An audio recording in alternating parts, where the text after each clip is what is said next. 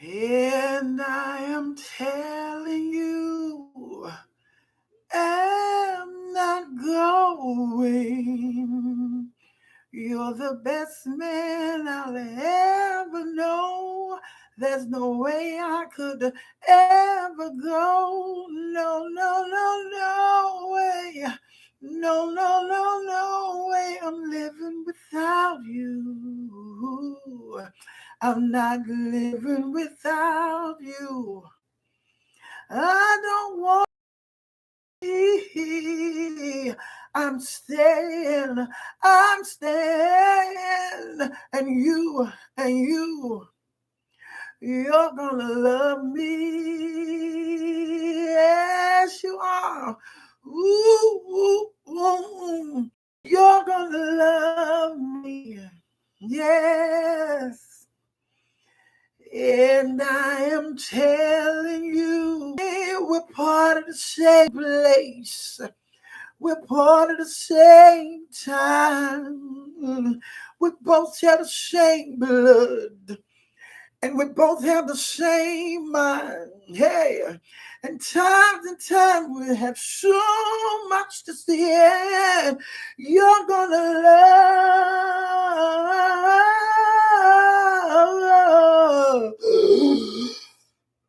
me.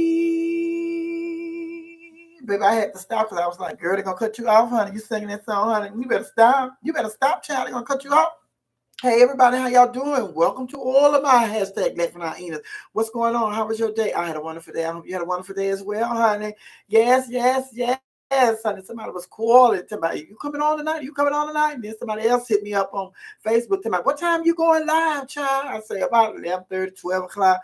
Child, you know I'm old. I'll be in the bed by that time. So it's 12:30, honey. So I'm sure they're going to bed, honey. We won't see that person tonight. But hey, what's going on? What's going on? We're going to be here for another 3.5 hours because we always say we're going to be here for a little hour, a couple of hours, honey, but we always stay here, past our welcome. Hello? We always up there all night. Did y'all hear me on the radio today? Did y'all tune in to We Are You Radio? Listen to me on the radio today? All the moderators here. The moderators were the first 3 people in here, I believe. Let me put my eyelets on. Let me shine them up a little bit, honey, so I can see what's going on in this comment room. I see T Bless say, love your look tonight.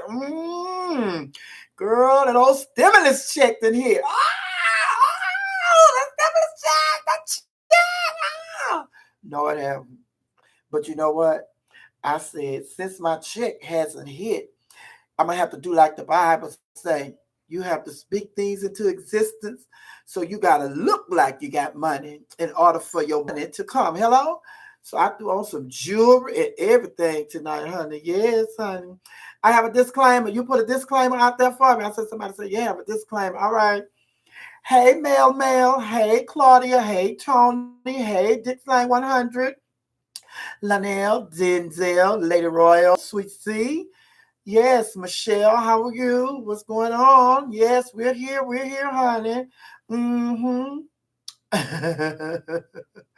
Oh, Black Enchanted, Zach Almonds, Miss Melody. Hey, Miss Melody, Darren.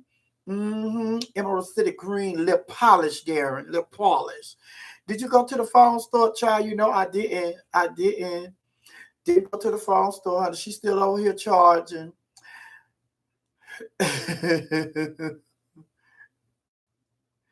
You say, okay, ask Daniel what to do so you don't get flagged. He stays singing, okay? Hey, Shay. What's going on, Shay? Let me see. I'm good, and how are you? I'm good, Michelle. Me too, Claudia. She got on stimulus check cash. I ain't got my stimulus check. That's why I made that video today, honey. Lip polish on lip. Ready lips. Ready lips matter. Hello. God today, Denzel. Yes, honey. It's going to be one of those nights tonight, honey. What time we going to get out of here? Could anybody predict what time we're going to get out of here? I need you all to talk. What time you all think we're going to get out of here tonight? Because we always in here. Anybody has to go to work tomorrow? Anybody in here fortunate enough to still be working during this time? Tony said, I need a man with a stimulus visa. Where he at? Mm-hmm. Denzel, thank you, Denzel. Denzel is a loyal supporter, honey. Everywhere Mama see is there supporting, honey. He said, I love you. You had me rolling. Had fucking Dineva on the show today. I also had Princess Daronisha, my girlfriend from New Orleans. She was on the show today. Did you get wings at the same place you get your groceries? They seem real shaking. Mm-hmm. What that was all about, honey. Giselle. But what was I saying? Yes, I had Princess Daronisha on the show, my girlfriend from New Orleans, honey. She did the thing, honey. No, that wasn't round two. That was round three, child. They said it was all right. Started off good, and then it started back with sound issues. They were kind of like me, honey. They have sound issues. They having technical difficulties, honey. No, I didn't catch Teddy and Babyface. No, I did not, honey. Yes, I had Tamika Harper on there. Yeah, she was promoting her. Oh, her festival. She have a festival every year. This is the 12th year of her festival, and they're going to do it virtual this year because of the coronavirus situation. So I also had, fucking Dineva. We had a wonderful time, honey. We had a wonderful time, baby. Fucking Dineva and Miss Princess Damnisha. She's a mess too, honey. Yes, I wish I should have recorded them, honey, so I could have, well, I did, but it's on that radio. Hey, Nelson, what's going on, Nelson? Y'all like that song? Y'all like that stimulus song? That stimulus check song? Yeah, thank y'all for all the love, honey. Thank you, Michelle. Thank you, Michelle. She said, you look like $1 million. But, girl, if I add all this up, girl, the skirt, the blouse, the jewelry, the hair, the glasses, the eyelas. If I add all this up, girl, it's gonna come to about 7.83 million, girl. So I'm looking like a multi-millionaire. Ooh, I had to spot this on. I said I'm gonna go do everything ocean, diamonds, green water, blue water, green fish, blue water, green water, Hawaii, Switzerland, Hawaii, Switzerland. Yes, honey. All right, what we doing tonight? What we doing tonight, honey? Tonight, I want to hear your thoughts on your governor opening up y'all city this coming Friday. The governor is crazy. Opening up the city this coming Friday, honey. I tell y'all, the government is crazy. Anytime y'all listen to the government, y'all gonna be in trouble, honey.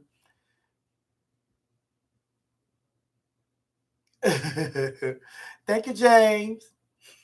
Did you get my email? Michelle, yes, I did. I did get your email, but it was something. Yes, I got it. I got your email. I'll email you before you leave. Remind me again, because you know how I am, honey. I forget, child. I get to talk. You see, I just started talking and I forgot what I was talking about right then. So remind me again, type it in there 3 or 4 times before you leave. Don't forget to check out my email. Don't forget to respond to my email. Don't forget to respond to my email. Yes, I did see your email.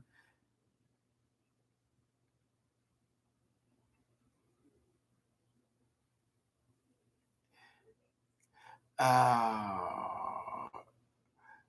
Thank you, Leonard. Y'all know that. Y'all know when I start reading, honey, and then somebody else type in the comments move. So you gotta follow them, honey. But yes, the governor is crazy talking about opening up this city. You know, this city is not ready to be opened up on with this state because he's the governor of Georgia. So he's talking about opening. Then the stuff that he's talking about opening up. I know a lot of people want to go to the beauty parlor. They want to go to the barber shop. They want to go. Who wants to go to the bowling alley? What is he opening up a bowling alley for? Now, if you're gonna open up the bowling alley, you may as well open up the club. What you holding back on open up the club? You're gonna open up the beauty parlor, you're gonna open up the nail shop, you're gonna open up the barber shop and the bowling alley. You may as well open up the club. Hello, somebody. Ain't no need to keeping us out of our job, honey, if you to open up everything because the barber is closer than we are to the customers in the club. Hello. So I think it's ridiculous that he's opened up the city. And they said, and then especially since we have not had the proper testing here in the United States. So the people have been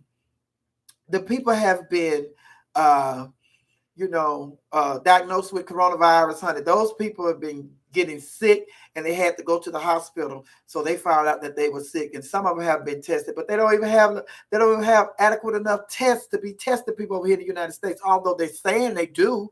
Then they started talking about different companies and different people are creating their own vaccine, honey. Not that vaccine, but yeah. They creating their own, testing vaccine. It's just like, girl, please. We ain't even tested the amount of people that they have tested over in China and Italy and all these different places, honey. And then somebody put up a post today, and it talked about how they had like it was like 6 or 8 women who are, the heads of their country, leaders of their country, and say, all these countries, where these people, are the leaders of their country, uh, their coronavirus situation is under control. And what do they all have in common?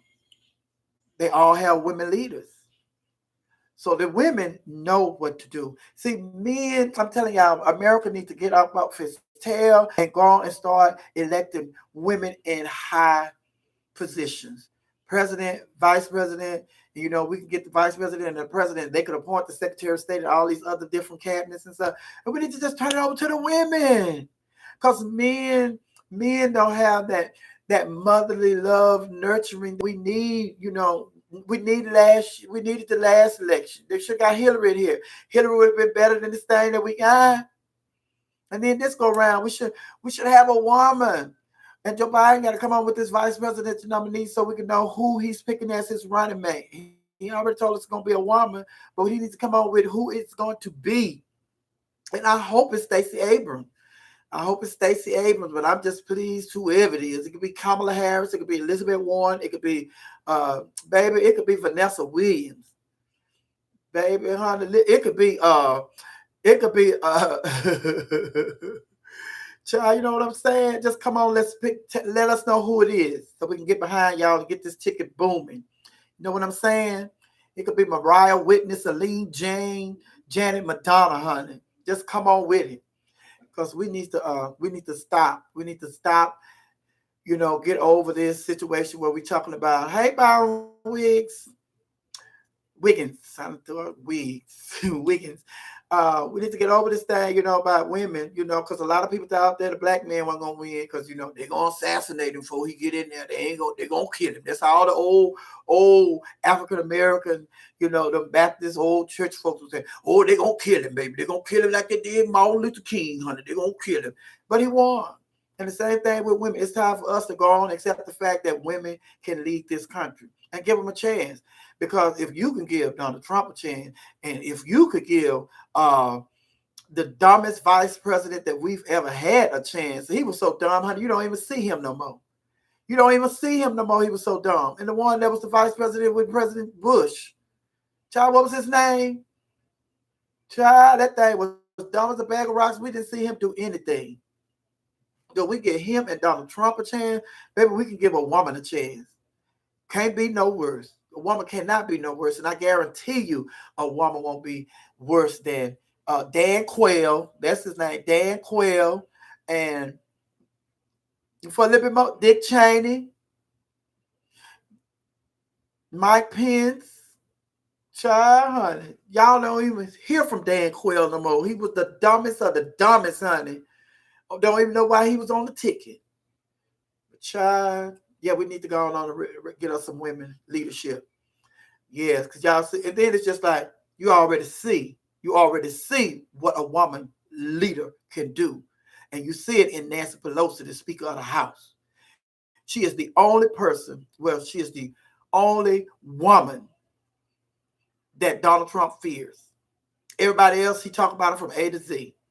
But they rattle him a little bit too. But don't nobody rattle him and shake him and cause him to go into convulsions like Nancy Pelosi. So he knows the power of a woman. And the problem that he has with women, and a lot of Republicans have with women, is that they feel like all women representatives should be real quiet. Like Barbara Bush, Laura Bush. Just let the man do what the man do, and I'm just going to be here and support him. I'm not going to be out there trying to put my 2 cents in because that's not a woman's place. And when somebody like Nancy Pelosi get in his face and tell her, you're not going to do that. No, you're not going to do that. And then I'm like, when she went in the office, honey, and he was telling her what he was going to do, because I just do. She said, well, go ahead. You don't have to vote, sir, but go ahead if you want to do that. Go ahead. Child. And ever since, he already know, honey, you don't mess with her. You don't mess with her. And, she told her, and when she told him, you would not be given the state of the dress over here until you open back up the United States. Opening state back up, the United States back up, and then we'll consider you coming over here giving the state of address, because you're not coming over here with the state being closed down, the United States being closed down. We already know the state of the address. We already know. We in bad shape. Now you go open it up. And then it was like, he was talking about, well, he was just going to go over there. They said, sir, I don't know if you know the rules or not, but you can't just barge over there. She runs that. And if she said you're not welcome over there, you're not getting in. Don't even know the law. And that's another sad part. He don't know the laws. So he continued to break the laws. And then the people around him have to tell him, sir, that is against the law. Sir, you can't do that. Sir, you can't do. Sir, that's not. And then they take everything to court. Everything tied up in court. But it's like, child. And I was watching T.S. Mountain Queen Supreme Court tonight with Miss Wu on there, baby. She had said, she said, the coronavirus is killing the wrong folk. It's fucking with the wrong folk. Coronavirus, you need to get out of here, because you're taking the good people, you leaving all these bad motherfuckers on the earth. You taking the good people and leaving the bad ones. And I said, Lord, all I could think about, baby, if my mama had heard her say that, she, babe, don't talk like that. Don't talk like that. God know what he's doing. God know what he's doing. Don't talk like that. Don't talk like that. I told y'all a while back that a friend of mine, when I was at a theater, at the Ensemble Theater, and somebody had pissed me off. I know y'all remember this story, the ones that were there that night when I told it. Somebody had pissed me off so hard. I was walking around there for like weeks, just mad. And my friend, she pulled me to the side one day. She said, can I talk to you? She said, listen. She said, you have not been your happy-go-lucky self for the last couple of weeks. She said, I want you to just let that go. She said, let me tell you what I do when I'm in situations like you're in. When somebody like that upsets me the way that somebody has upset you, I pray that God would bless them with something better than what they have so they can move on. And it's just like that stuff works. God, if you have a coworker that gets on your nerve, God bless her with a position somewhere that she would be the manager, and that would take her away from this hospital and put her at a whole nother hospital, get her out of my way. If you're a truck driver, if you're a bus driver, Lord, I have my boss gets on my nerves. Please bless my boss to go to another department where they're paying at least $4 or $5 more to entice him to get up out of here. You got to pray for good things to happen to those people so you won't be so bitter, and you can do your job, and you can do your job 100% and be at peace and not frustrated. Because what happens is, especially when you're at work and somebody piss you off, somebody gets on your nerves, and you have your guards up and everything, and then somebody will come along, ask you something, honey, you just snap at the wrong person. It's like, ooh, and before you know it, it's just like, well, I don't know what the hell wrong with her. Baby, it ain't got nothing to do with you. She mad at Michael. But I'll tell you about it later. But yes. Mariah, yeah, that's what you do, honey. She said, I sure.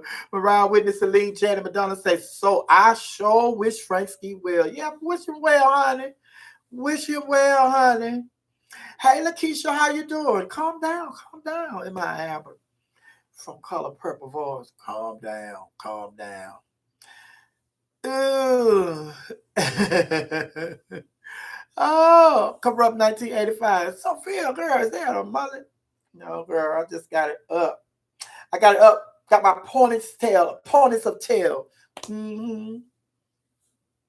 I got my wine tonight, Miss Sophia. I'm ready for this chat we having. I know that's real, honey. And I got my, you already know what I got. Got my liquor, baby. Got my moonshine. Mm-hmm. So last night I asked you guys questions. So back on you all tonight, honey. This is your all times to ask questions, or we may ask each other questions, honey. How about that? So, Denzel, no one is scared of Trump, but it's much more of this white man. We're going to help him. If that was Barack, he would have been gone. Yes, honey, America is still racist. Honey. I don't care how you look at it. It's just like I told y'all in the early video, honey. There are some people that are just jealous of you. And no matter how we try to say, no, I don't think they jealous of you.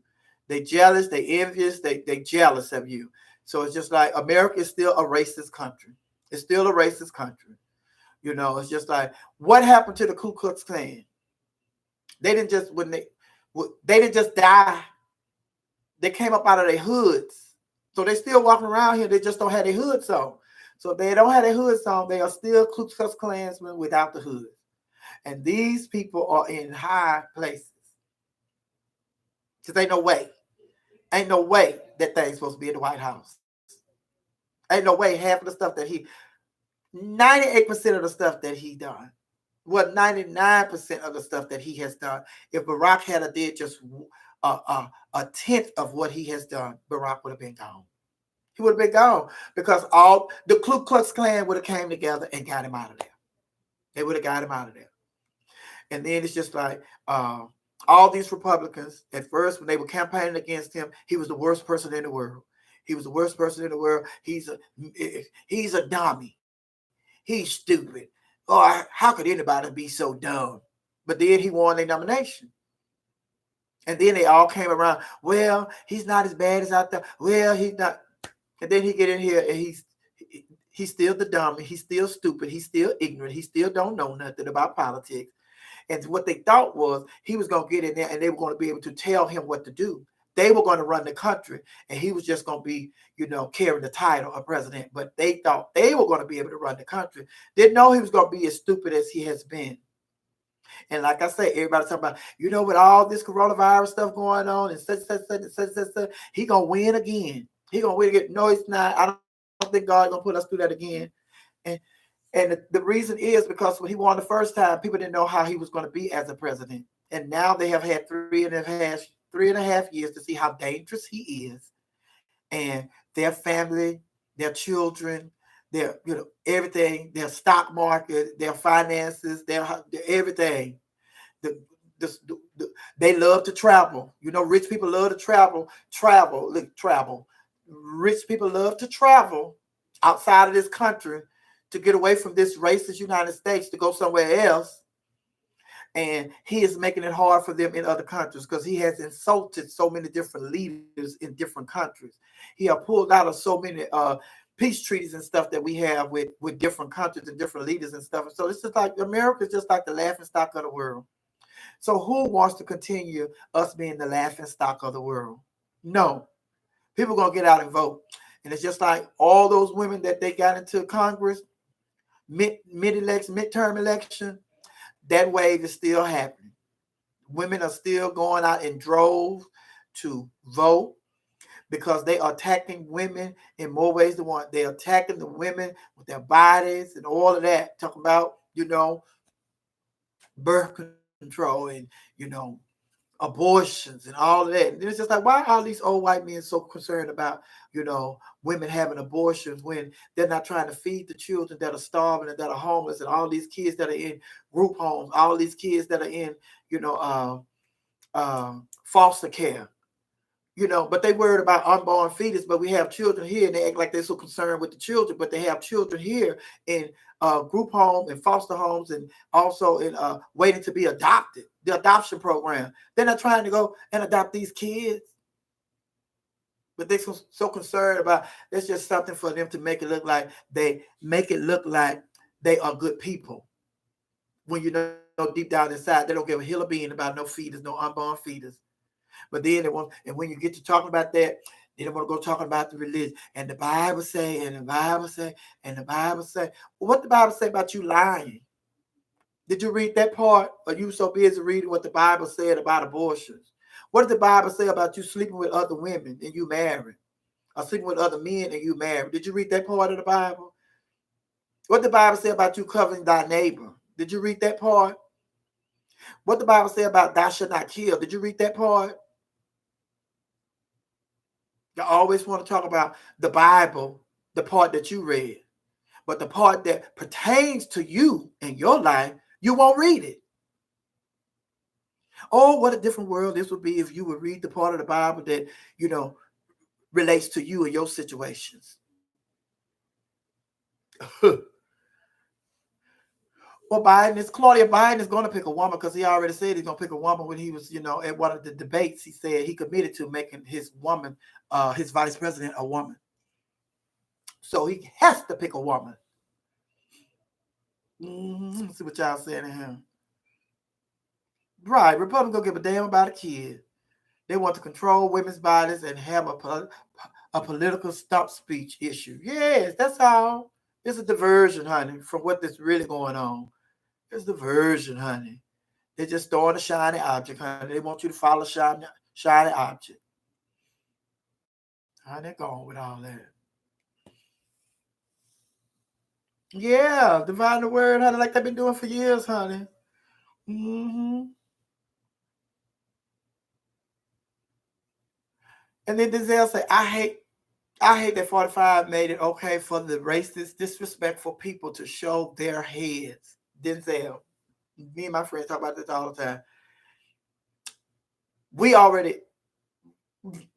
Me and a whole lot of people, we already knew who those people were. We could tell who those people were by their actions.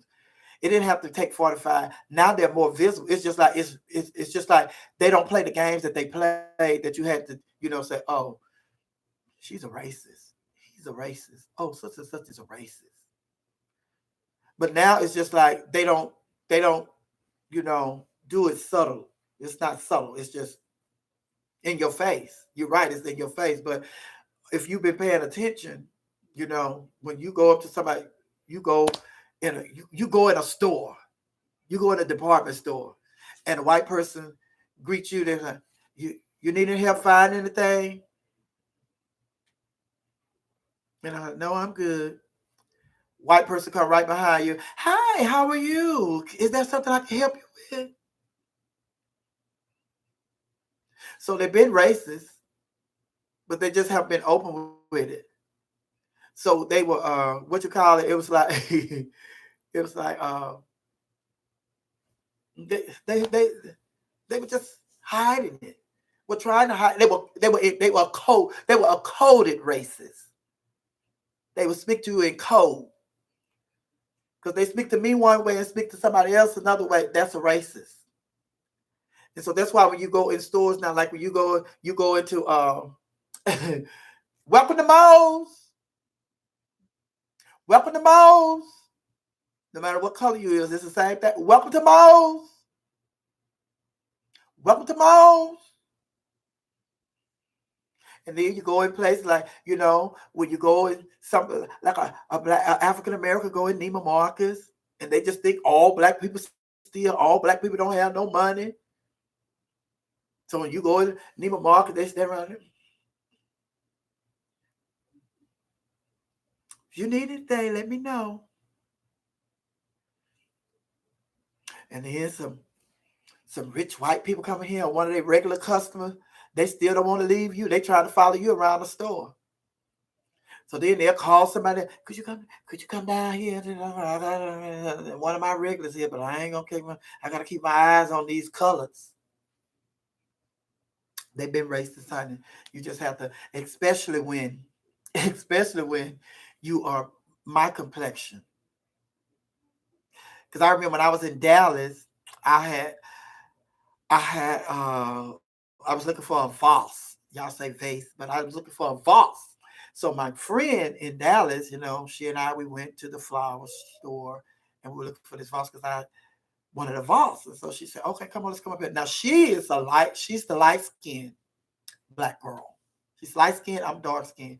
So we go in the store and the lady was, although, both of us black, she is treating the light-skinned black person, like this is the person that's in here to spend money. And it's me, the dark-skinned black person, in here to buy the vase.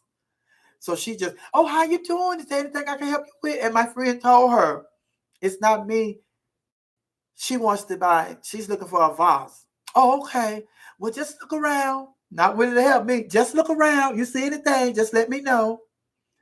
And 2 or 3 minutes later, she back over there with my friend. You see anything that you like? Anything caught your eye? And she said, I'm not here to buy nothing. She is. So I said, okay. And I found the vase and I got it. Because, it was it was unique, and it was something that I like. I like to get stuff that I don't think I'm gonna go and see in somebody else's house. And it was the vase. I found that vase and I wanted it, and so I got it. Although I would have left it there had I just not been, had it not been so unique. And so then it's just like I didn't even say nothing to her. I just paid for it. Didn't even I didn't, she told me what the price was. It wasn't no conversation.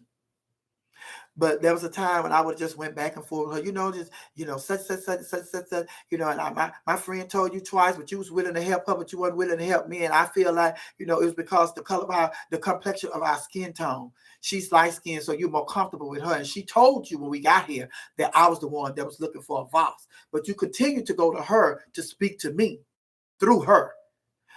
But I didn't even go through that because the bottom line is she knew what she was doing. She knew what she was doing, so I didn't have to bring it to her attention. So all I wanted to do was get my vase and get out of there because I got what I wanted. So I don't have to stand up here and spend no extra energy and waste no time going back and forth with her. I have gotten my vase, and let me get out of here and enjoy the rest of my day. And me and my friend, when we got to the car, we discussed it. And she was like, well, yeah. Well, and I kept telling her, and she kept coming to me like, I'm not finna buy nothing in here. I told you she would want to buy something. Blah, blah, blah. I'm not finna. So, yes, honey, they're racist. They've been racist. They just got the hoods off. They ain't just all died when they took the hoods off. They politicians, they judges, they police officers. Yeah, they have Klansmen that are politicians, Klansmen that are judges, Klansmen that are police officers. That's why those departments are so corrupt. That's why most politics are so corrupt, because those people are sitting on those benches, sitting up there, and they governors and, city council members and all of that, and preachers, police officers, judges. They're former Klansmen. Look at that thing in Alabama. Baby, Alabama, now y'all know. That thing in Alabama. Jeff Sessions. And then the other one that lost in the election. He lost the senator or whatever, and a Democrat beat him in Alabama. So it's like, child, it was that quote, stay woke. Stay woke. And that's why I be telling everybody, I tell all the young people, I said, baby, listen, this world is about politics.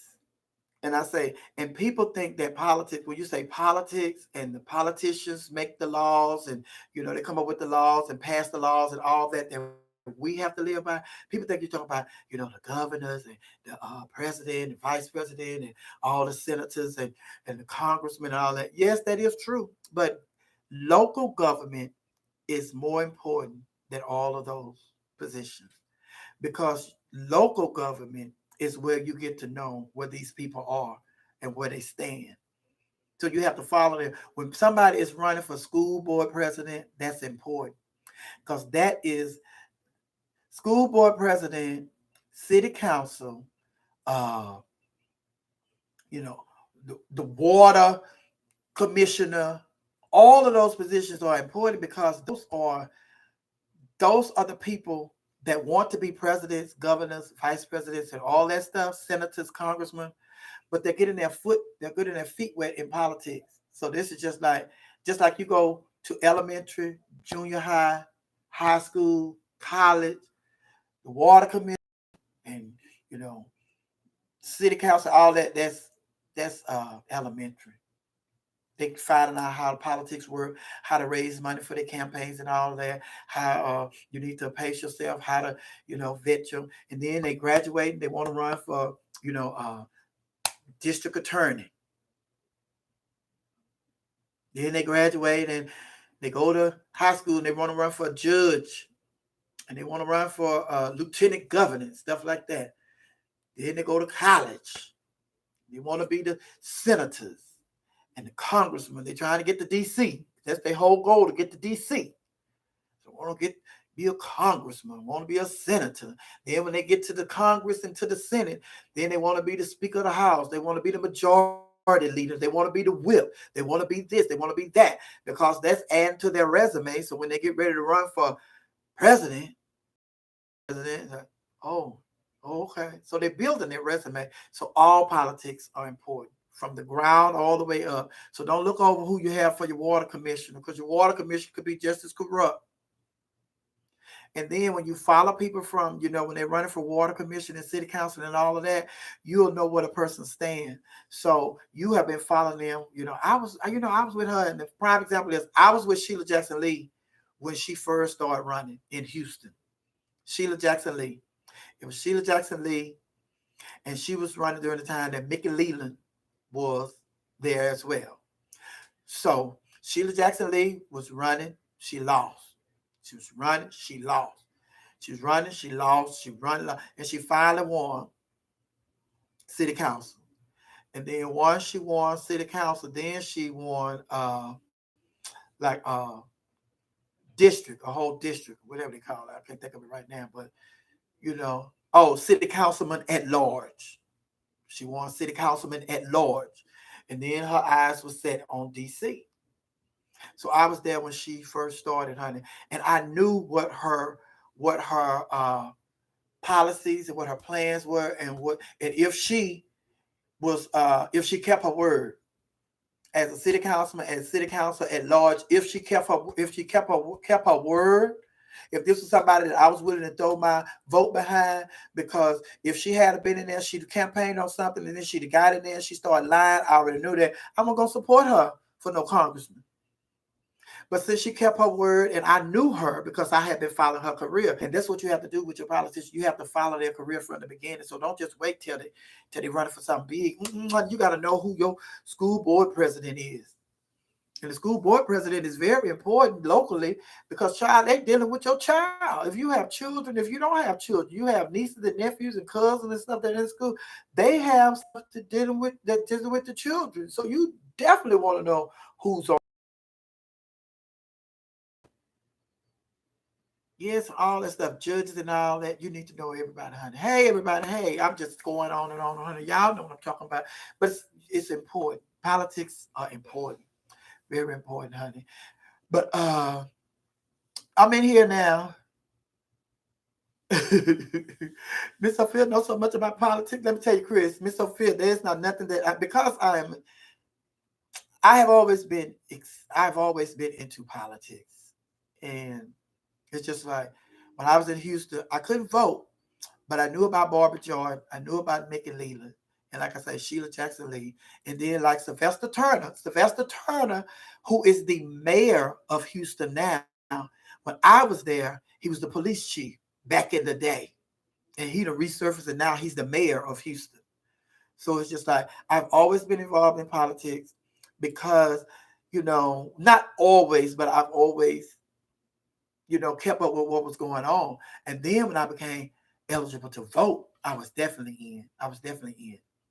And so then I just thought, when the more you live, the more you just want to know about everything. You want to know about everything. So that's why I like sports. I like politics. I like entertainment. I like music. I like theater. I like travel. I like to know what's going on. And then it's just like I know what's going on around. You have to be well-rounded to know what's going on, because you never know who you're going to run into. Because I'm going to tell y'all something. Y'all know how I was just Michael Vick. It started out Michael Vick when Michael Vick was quarterback here at the Atlanta Falcons and everything. And I was up at V103, and I used to just be there hollering, Michael Vick, oh Michael Vick, Michael Vick. They said, girl, you show up Michael Vick. You show call Michael Vick name a lot. So it just caught on. So everybody said, oh, she loves her some Michael Vick. She loves her some Michael Vick. I really did like Michael Vick because I love a dark skinned man. All of my husbands have been dark skinned. I just love a dark-skinned man. So if your husband or your brother is light-skinned and they say that they had something going on with Miss Sophia, you say, you a lie. She like dark-skinned men. But I have had a couple of light-skinned brothers, but they were nothing like the dark-skinned men. I just love the dark-skinned men. But so for years and years and years, everybody, the whole city of Atlanta, the people outside of Atlanta, everybody know that Miss Sophia loved her some Michael Vick. Miss Sophia loved her some Michael Vick. And when I finally met Michael Vick, which was my second go around at V103. Finally met Michael Vick. And Michael Vick, I could tell Michael Vick he was like, because they used to tell me that, like, what was her name? The sports person that was at the time. I can't think of her name right now. But she used to come back and tell me, she said, the Falcons be listening to you doing girl talk.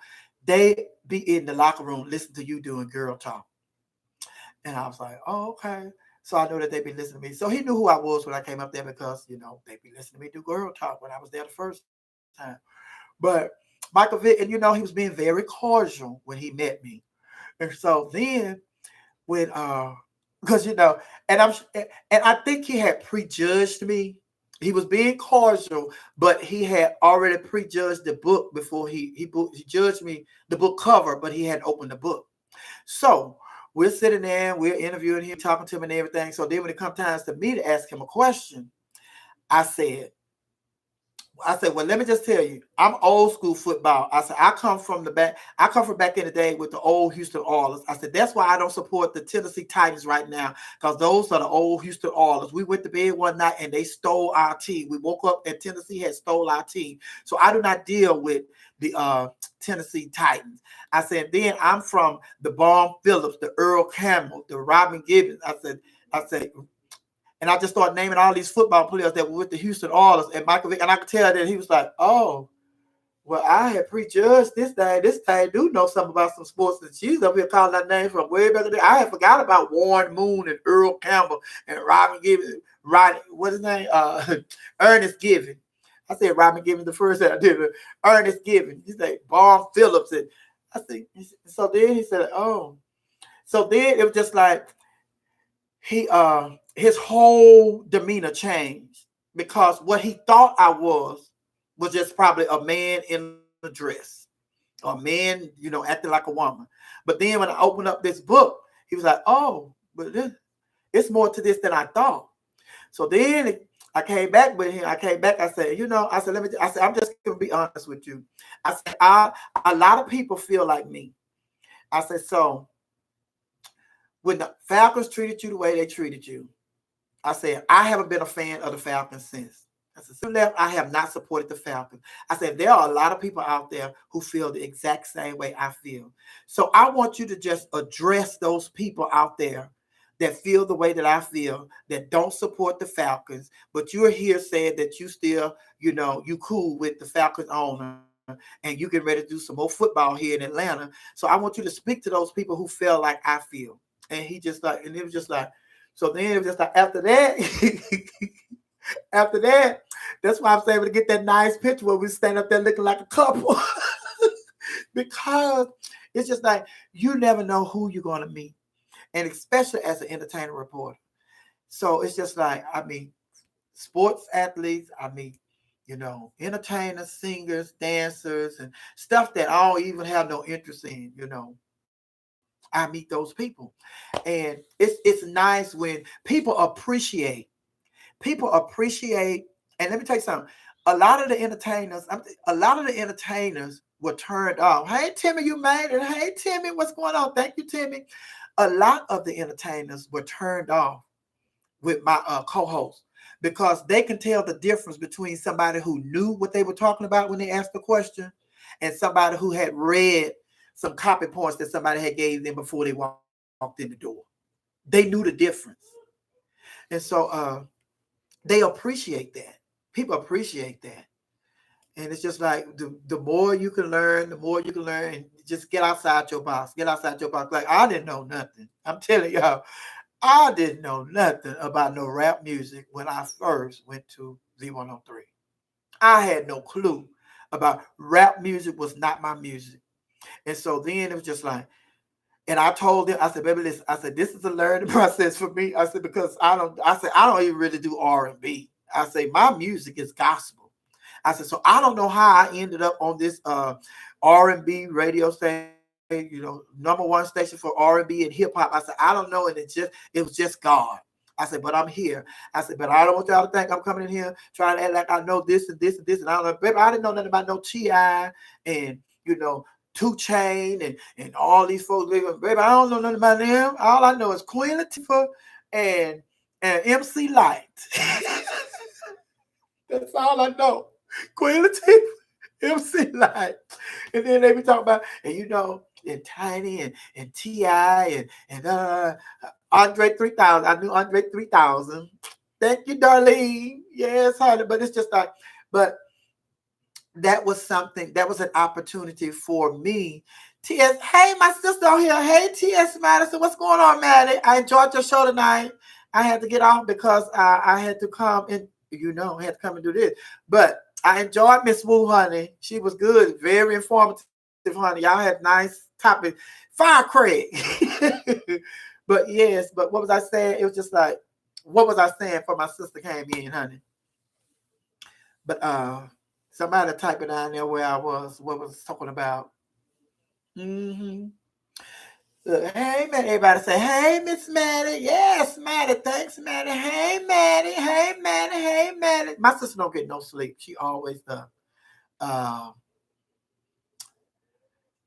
Come through, cousin. T.S. Craig writer. T.S. Craig's the writer, honey. What was I talking about, child? Somebody gonna put it in here in a minute. Oh, thank you. Thank you, Monique. See, Monique, she's a moderator and everything, and she be keeping up with Mama Honey. Yeah, I didn't know these rappers and stuff, but there was an opportunity for me to grow as an entertainer. So although I didn't know about rappers and stuff, I was willing to learn. I was willing to learn, and that was the perfect platform for me to learn. And I welcome all those opportunities, and I appreciate all those opportunities because it's just like being in radio. And I'll tell anybody, radio and television is connected to everything. So if you have an opportunity to get a job in radio and television, they are connected to everything.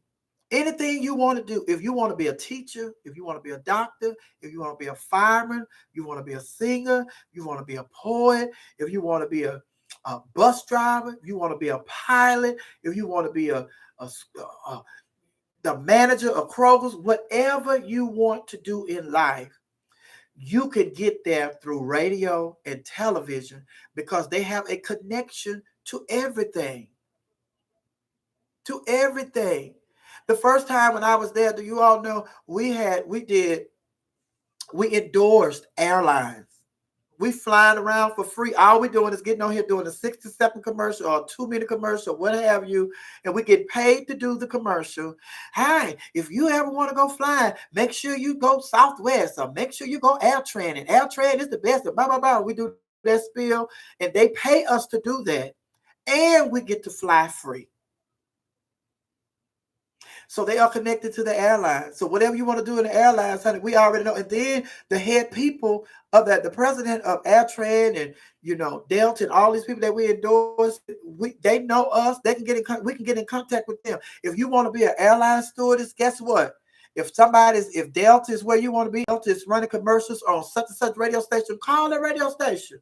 Tell them, baby, listen, I need y'all to put a word in. I'm trying to get to who I need to talk to. Because we know people that up the ladder, it's a different chain. People in different departments and stuff. So we know that. They know that at radio stations. Same thing with television stations.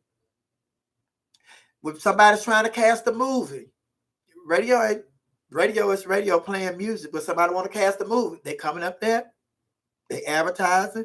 So if you want to be an actor, you want to be a model, radio.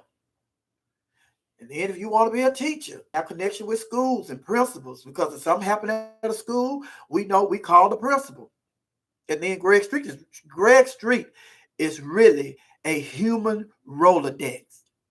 There is not nothing that can go on in this city. And if something happens in a school and Greg Street, I can't even say his name, Greg Street, he is a human machine. When he meet these teachers, he know teachers in school. When something happened at school, it was a shooting at say for instance, just hypothetically, there was a shooting at Sherman School, Greg Street. Oh, well, let me call such. Let me call Sharon. That's the principal of Sherman. And then what grade was the student in? Oh, that was the 3rd grade. Oh, let me call Miss Kirkpatrick, because she's the 3rd grade teacher over there. Just like that. Everybody else trying to get in contact with the principal and all that, but Greg Street, I already know. Call Miss Patrick, call Miss Kirkpatrick, call Miss Sherman, because she is the principal over at that school. And then if something happened to one of the rappers, well, such just got shot. Call such. That's his boy. Blah, blah, blah. Well, such just got caught in Miami, getting ready to board a plane with a loaded gun. Call such. Greg Street has that.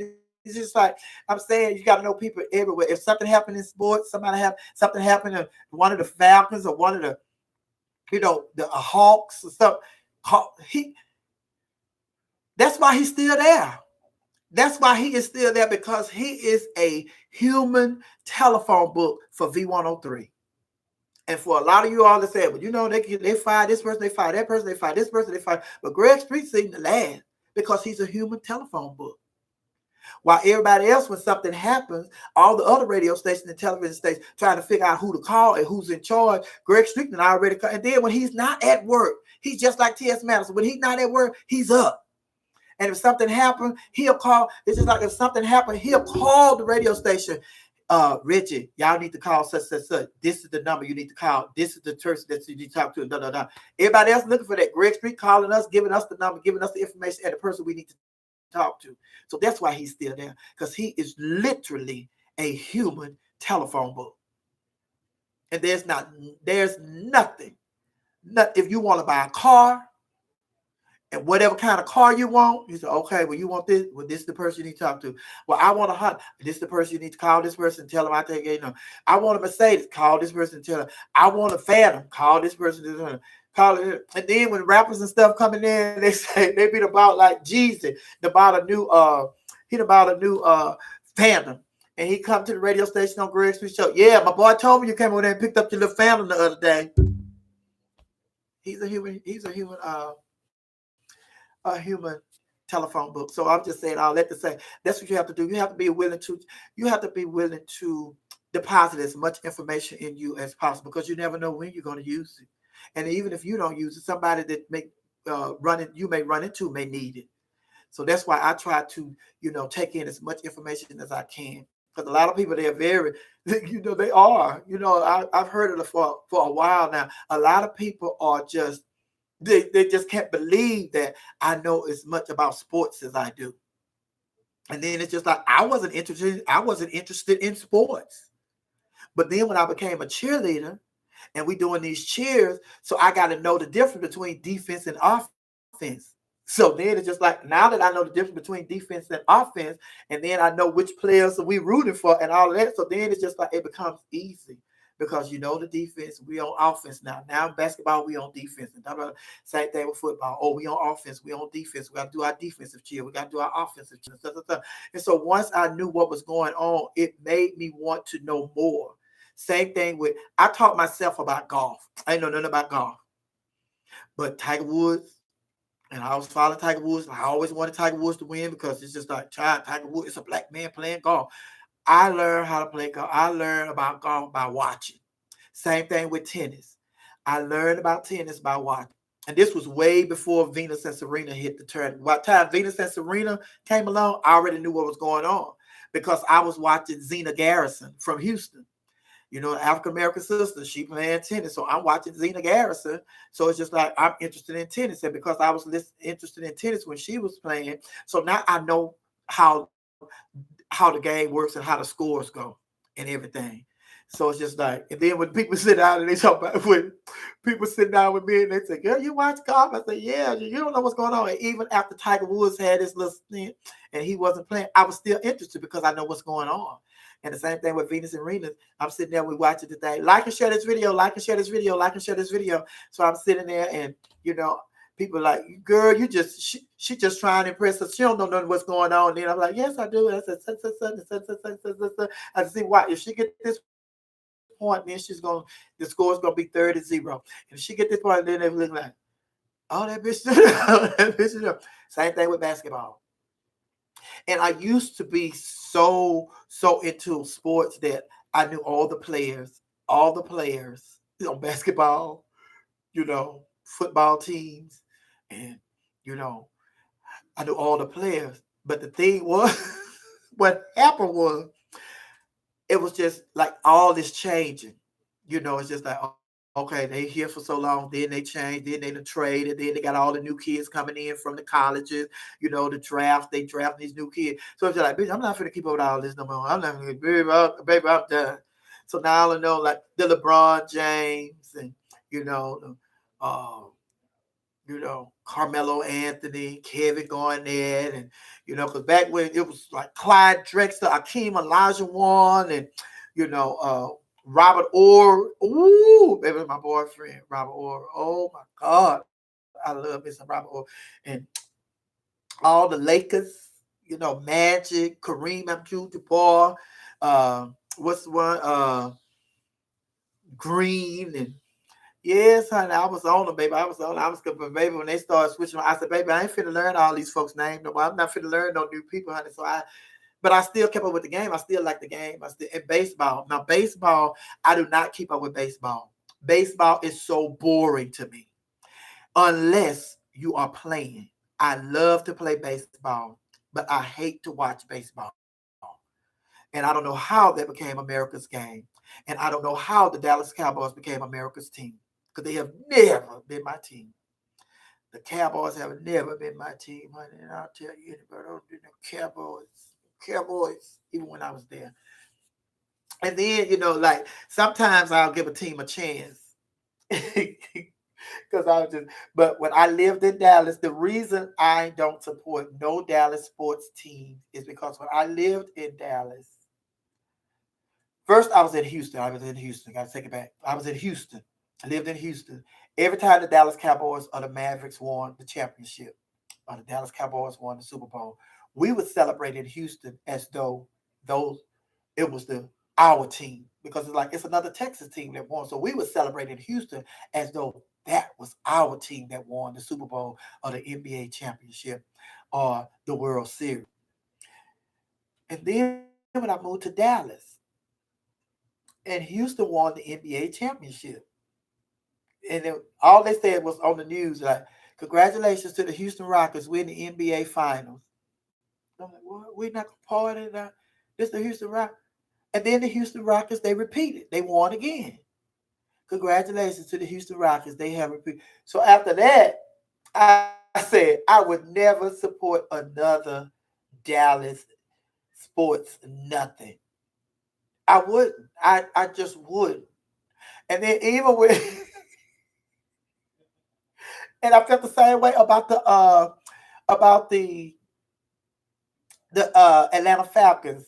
Y'all calm down. Calm down, Falcon fans. Calm down. I felt the same way about the Atlanta Falcons. And the reason I felt that way when they did Michael Vick the way they did him, of course, Michael Vick was wrong. He was the mastermind behind that. Even if he wasn't the one that was fighting the dogs. That he knew that it was going on, and he was the one that built the facility for it to happen. So he funded it, even if he did fight the dog. So he had to pay his price for that. But I heard through the grapevine, through a very reliable source, that dog fighting is a big thing with the NFL players. And I heard through the same reliable source that the owner of the Atlanta Falcons told Michael Vick, "I know what you're doing, and if you get caught, I don't know nothing." And then when he got caught, and the owner acted like he didn't know nothing, then they were trying to take his money back from him after he had signed his, contract. They were trying to get money back from his contract and all of that. And I was like, that's nasty, that's dirty. And because I already knew from a very reliable source what was going on, I can't even tell you his name, child, or her name, but it was very reliable source. Everything they said was true. We found out that it was true. Dogfighting is a big thing in the NFL with the NFL players, and the owners of these teams be knowing what's going on, and they tell them, "Baby, listen, if you get caught, honey, we're not in there. You're not dragging us in there. We don't know nothing about it." So then it's just like, and then the icing on the cake for me was when Michael Vick went to prison, paid his debt to society, and he come out, and y'all still trying to make him pay a debt. He already paid his debt. What do you mean? And that's that mentality that I don't like when they just want you. The only way you will be able to pay for whatever it is that you have been charged with to some people is death. And as long as you're alive, they're going to treat you they're going to treat you like they want to treat you until you die. And that's what I don't like. And that's why I say we're not going to do that to Andrew Gillum. We're not going to do it to, people that we know are worth saving. We're not going to do that to Gayle King. And we're not going to do it. We're just not going to do that.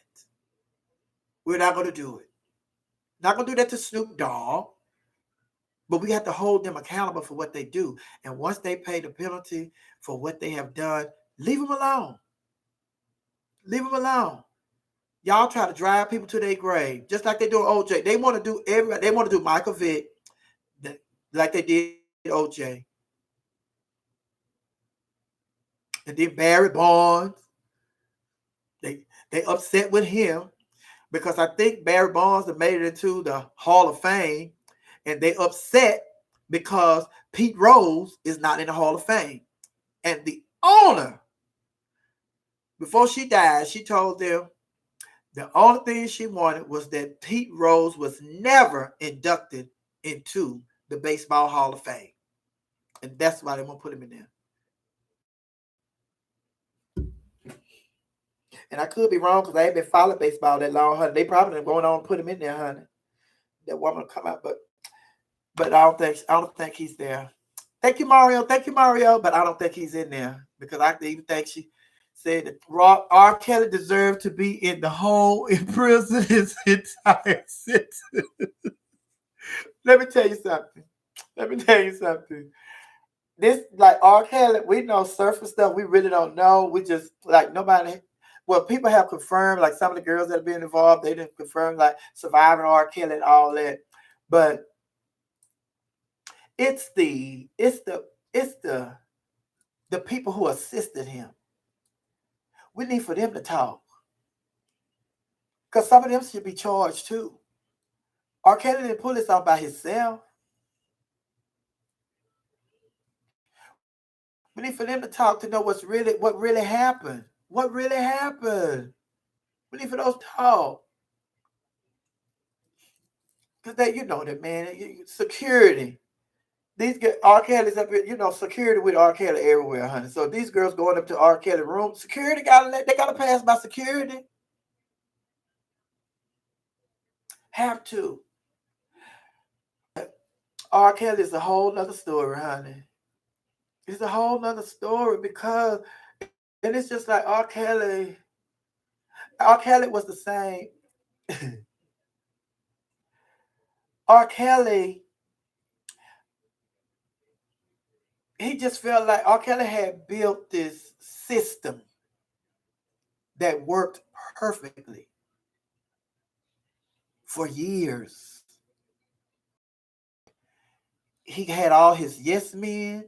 Everybody in his camp, wasn't nobody, telling it. I'm sure he wasn't firing people because he knew that if he fired people, ain't no telling what kind of information, if they've been taking pictures, saving pictures, taking video, doing videotapes or what have you. He don't know what they have against him. So I'm sure he was keeping the same people in those positions.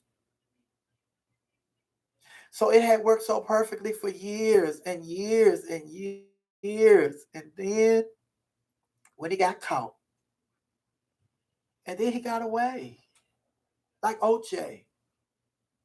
He got caught. If it doesn't fit, you must have quit. He got off. Then they went and they just got OJ for trying to steal his own stuff. He trying to get his stuff back.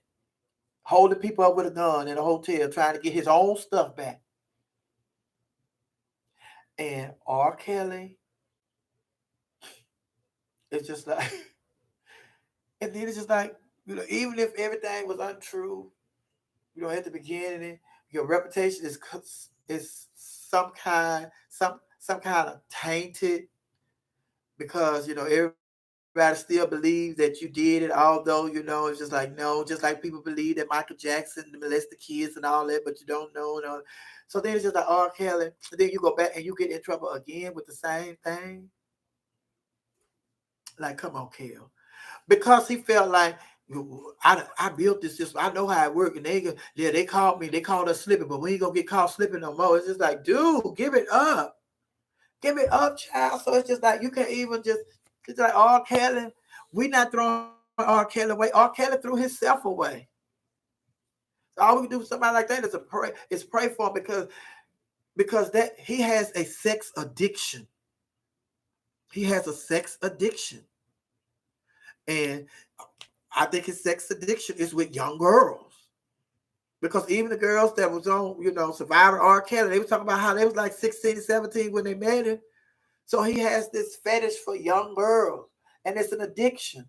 And just like a drug addiction, alcoholic addiction, gambling addiction, or whatever the addiction is, people having surgery, want to go and have all these surgeries. If he don't admit that he has an addiction, he's never going to heal. And right now he is so busy hiding and lying and trying to stay out of jail, trying to stay out of prison. He can't come to the realization that, like, baby, you have been called. Come on with the truth. Come on and tell everything. They got videotapes and everything. Turn all that stuff over. Turn the information over. Wash your stuff clean. Just come on. Be honest. That's the only way you're going to get out of this. If you just come and lay everything on the table. But he can't do that because he have been lying and denying it for so long. But I still think the people that were assisting R. Kelly should be held accountable too. They have responsibility to pay. They have to pay. I don't think OJ did it either. I don't think OJ did it. And I really don't think OJ had nothing to do with it. Because they said even if he did, he paid somebody to do it. I don't think that. I think OJ was set up to make it look like he did it.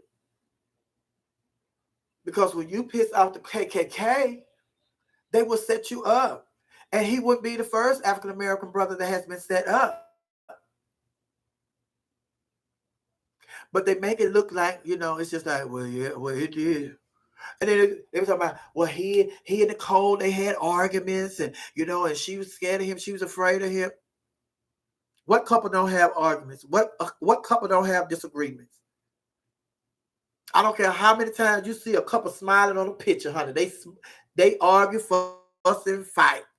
Not physically, but verbally. That's just as bad in some cases. I don't know who did it.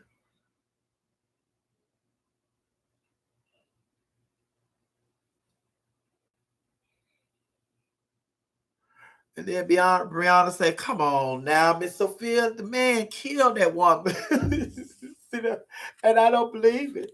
I don't believe it. And then, let me tell y'all something. Let me say, Brianna, this is the reason I don't believe it. Because there's such thing as the machine in Hollywood. When you piss off the powers that be in Hollywood or in sports or in whatever, when you piss, there's a such thing as the music industry. There's such thing as the machine that will start to work against you. And then when the machine starts working against you, it's a scary thing. Because although you are a multimillionaire, the people who are operating the machine that can have you knocked off the face of this earth or can set you up to make you look like you did something, that's scary. Because you're a multimillionaire, but they are a multi-trillionaire. So your little farms will be wiped out trying to take the machine to court or trying to fight the machine. So it's like, no, honey. And then to know that is a scary thing. To know that you have been set up. And then it's know that, oh my God, they set me up. They set me up and I can't do that. And it's just like you just, oh my God. Like, what am I going to do? What am I going to do? I didn't do this. I didn't do this. I didn't do this. But the machine keeps on coming. It's just like they have collected information. They have just been, and they have been, when they decide, when you are their target, then they're going to get you right away. They'll get all kind of information that they need to make this story look like it's believed. They trying to sell this story to us. Oh yeah, he did that. Oh yeah, he did that. But the machine is a powerful thing in Hollywood. The machine is a powerful thing in sports. And it's nasty. It's ugly. The machine is nasty and ugly. Ask Oprah about the machine. She knows about the machine. Oprah knows about the machine. They done went after her. So no, I don't believe he did it. I believe he was set up royally. And then when he got off, it was just like y'all invested all this money trying to get a guilty plea on this man. It's just like it didn't work. So then we all became targets. All of the African Americans became targets when they found him not guilty because they showed us out in the street, celebrate, and then it was just like a lot of people would even admit that a black man finally beat the system. A black man finally won. But it was just like his life had changed because OJ was, baby, OJ, when I was a little girl, the OJ I knew was the OJ running through the airport for Hertz rental car. OJ the football player, number 32, baby. I keep reaching back here because this necklace, honey, she about to come out because this little thing pinching me, baby. It's pinching me. So she about to come out. And then Oprah's a member of the machine. Oh, she better be a member now, but she wasn't no member when they came after her. Oh, look, what did they do to O? What did they do to O? If the glove don't fit, you must have quit. The machine is the Illuminati. Oh my God. She's one of the gatekeepers and does the dirty work. Her and Gail. Illuminati, honey. Entertainers need to ask themselves, how far are they willing to go for fame, success, and popularity? Not just entertainers, people. Every individual needs to ask that question. Every individual needs to ask themselves that question. How far are they willing to go for fame, success, and popularity?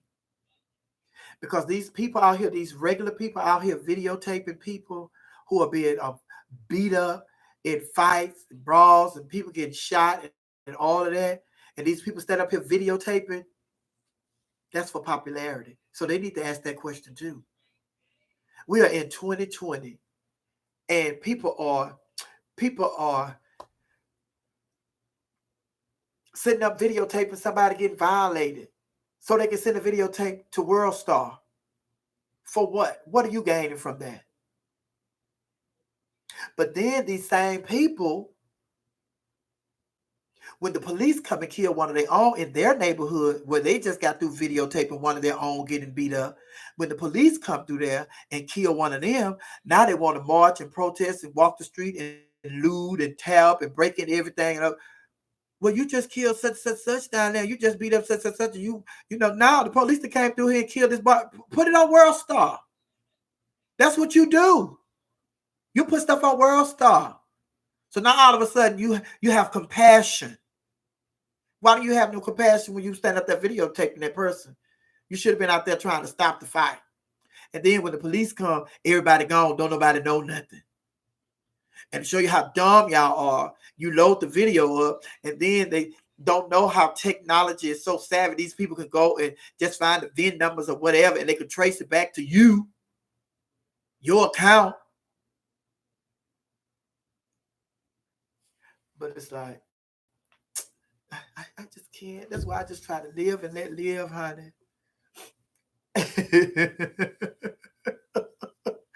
Ooh, I see that Myra talking about the machine is that necklace trying to take you up out of here, honey. The day and age, no boundaries.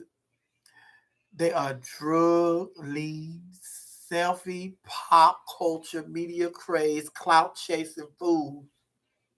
The Illuminati has a wide reach. Yep, he was the man. No home training. Unless he left altogether. But no, honey. Then the fools so stupid, they tell themselves on live in social media. And then it's just like, girl, for the life of me. For the life of me. It's just like we was at the club one night. Somebody robbed this child at the club and took his cell phone. Police called him because he had a tracker on his phone. So they knew exactly. They just followed him right where they went. They just turned down and said, okay.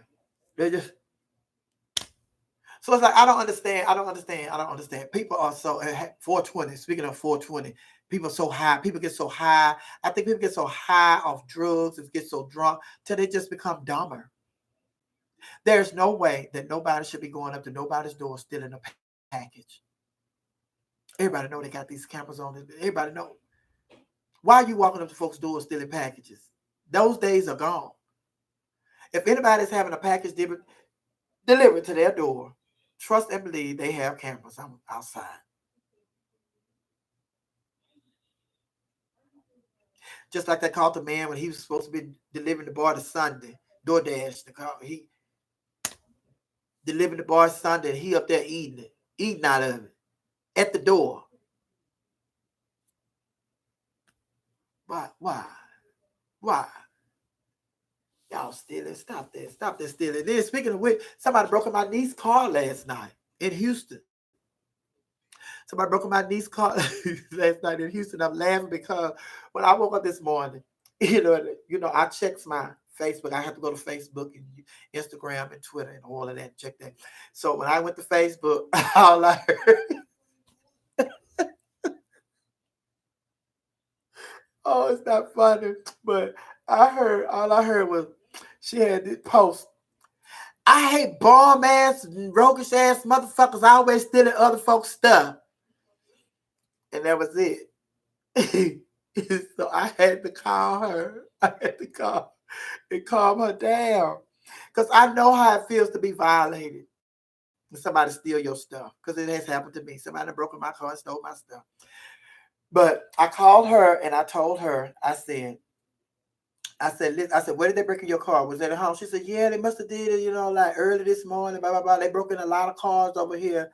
I said, okay. I said, well, you have to look at the positive. I said, people steal stuff, and no, we don't want people to be stealing our stuff. I said, but people steal stuff from people, and yours wasn't the only car that they broke in. They just went and break. You know how they go on these break-in car sprees at these companies. So I said, thank God that you and the baby and your old man wasn't in the car, so they didn't hold y'all at gunpoint and rob y'all. And she was like, yeah, but they done broke this glass, got glass all on my baby seat, my baby car seat, and and then they went in my glove compartment, they got my insurance paper, and then they got this, and some more stuff. I just hate this bomb ass nigga. I said, well, listen. I said, you have your life. I said, all the stuff that you name, it could be replaced. I said, but we can't replace you. We can't replace my niece. And we can't replace your boyfriend. I said, so look at the good side and look at the positive part of it. No, I hate they broke in your car too. I said, but I say, have you called your insurance company? She said, well, no, I'm going to call it because I'm trying to wait for the office to open to go and look at the videotape to see if they had the car, and and they called that. I said, well, usually when people do stuff like that, the car that they're in, they done stole the car. So that's why they don't care about y'all seeing the license plate on the car, because the car is stolen. I said, so what you need to do is you need to call your insurance company and give them the heads up that you're waiting for your leasing office to open so you can get to see the camera. And then you're going to fill out, you got your police report, and you're going to send this info. You're going to call back and give them all that information. I said, but thank God that your baby's okay, that you okay, and your old man is okay. I said, all this other stuff, you will get that over. You will get all that stuff back. I said, but the bottom line is they may have gotten by, but they are not going to get away. I said, so you may feel bad right now, and you may feel bad for a little while, but I don't want you to go the rest of the day being upset and pissed off about some stuff, because the most important thing they didn't get, and that was you, your child, and your husband. They didn't get y'all. So you could get all that stuff over. But like I said, trust and believe they are going to get what's coming to them, because God is going to make sure that they get what they deserve, and he can get them better than you can. So I need you to calm down and enjoy the rest of your day and do what you need to do. You right. And then she started laughing and smiling. I said, because I said, it's just like I said, your car wasn't the only one broken into over there. I said, it's just stuff. I said, yeah, that's your stuff. And, I've lost stuff. They done broken my car before. This. I said, so it's just stuff. So don't let them they done already took enough from you. Don't let them take the rest of your day. All right. All right. And she was laughing. We was talking to him and started talking about some more stuff. So it's just like, it registered. And so it's just like, that's what you have to do. And it's just like, no, honey, people. And then especially during this time, everybody on lockdown and in your house and all of that, and people study stealing. And then on T.S. Madison's show tonight, when I was watching her tonight, and they showed a couple of videos where people, one girl, she in Walgreens, and the lady that called her that work in Walgreens, and they at the door tussling over the purse because the lady's telling her, take the stuff out of her purse. I know you stole such, take it out your purse. And they just tugging on the purse. She like, let my purse go, let my purse go, let my purse go. And then she finally took the purse, she let the purse go, and she took the stuff. It looked like there was some stockings or something. She just took them and threw them back in the store. And the girl said, as long as you don't hit me with them, you cool. And so then she got to talking and reading the girl to me.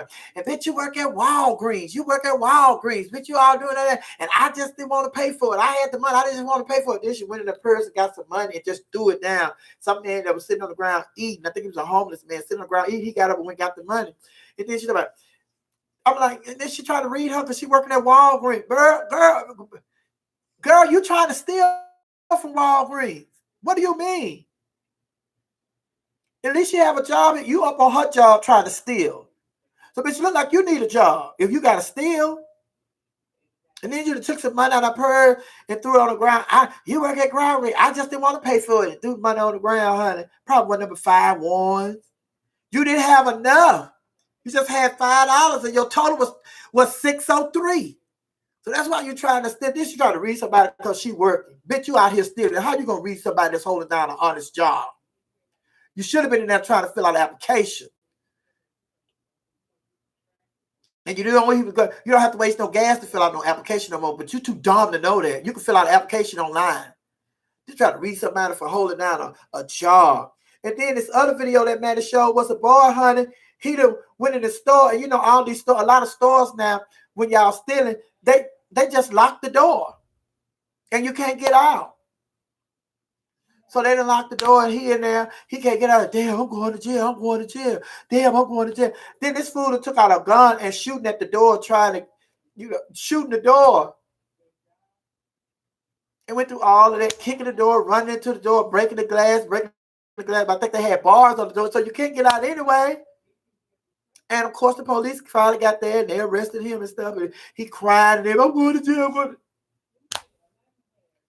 y'all stealing ain't nothing new. Y'all act like y'all just invented stealing. People been stealing for years, for centuries, for decades. People been stealing for decades. And they act like, and these young people, they act like they invented stealing. You didn't invent stealing, baby. People, baby. And I told my laughing hyenas one time, honey, I grew up with thieves. And it's just like I ain't hang with all of them. But when I was at the club, I knew, baby, there was some people, like I tell y'all, I try to hang around people so my goodness will rub off on them and they'll see you don't have to go through all that. Just live a regular life. You ain't got to try to keep up with the Jones. But at the club, they had different groups of people, honey. And we know, baby, I knew the people who made the department stores start putting these gates and these metal sheds down in their doors when they close. I knew those people. Those people would get a U-Haul or rent a U-Haul, because back in the day, you could rent a U-Haul for little or nothing. And U-Haul, all they wanted, and people would rent U-Hauls, driving around in them like 2 or 3 months like they were their cars. Back in the day, because U-Haul's policy was all they wanted was their truck back. They didn't want to file charges or nothing, and all the crooks knew that. So they said, I give me a U-Haul, that's my car. And if I get caught in this car, U-Haul not gonna press no. If I get caught in this U-Haul not gonna press no charges against me. Like and share this video. U-Haul not gonna press no charges against me. So they get caught. U-Haul report the truck stolen. They police pull them over. Or maybe y'all can go head on. They're not on arrest you or nothing, because U-Haul not pressing no charges. So they knew that. So these people would take the U-Haul truck late at night and drive the truck through the doors, the glass doors of the department stores. And they jump out and they everything that's right there at the front. All the clothes, the mannequins, whatever they can get, they get it, they stuff it in the back of the U-Haul. It's like a teamwork. It's all of their teamwork. They just, and then they hit it. So after so many of those type of burglaries, they decide that we're gonna get these gates to let down in here. Because they keep running here. At least if they try to get through this gate, at least to get a police enough time to get here to at least catch them. But baby, they drive the truck through there. Break the, they ain't got to do it that hard, just drive it, because you got to make sure the truck is not stuck in the store, and you got to make sure that this truck is still drivable. So baby, that's why they got them gates and stuff at the malls, let them gates down, and at the department store like Neiman Marcus sitting over by herself. Tootsie's was sitting by herself, and that's one of the stores that they hit was Tootsie's, getting all them high price gowns right there. Bitch, let me tell you, honey.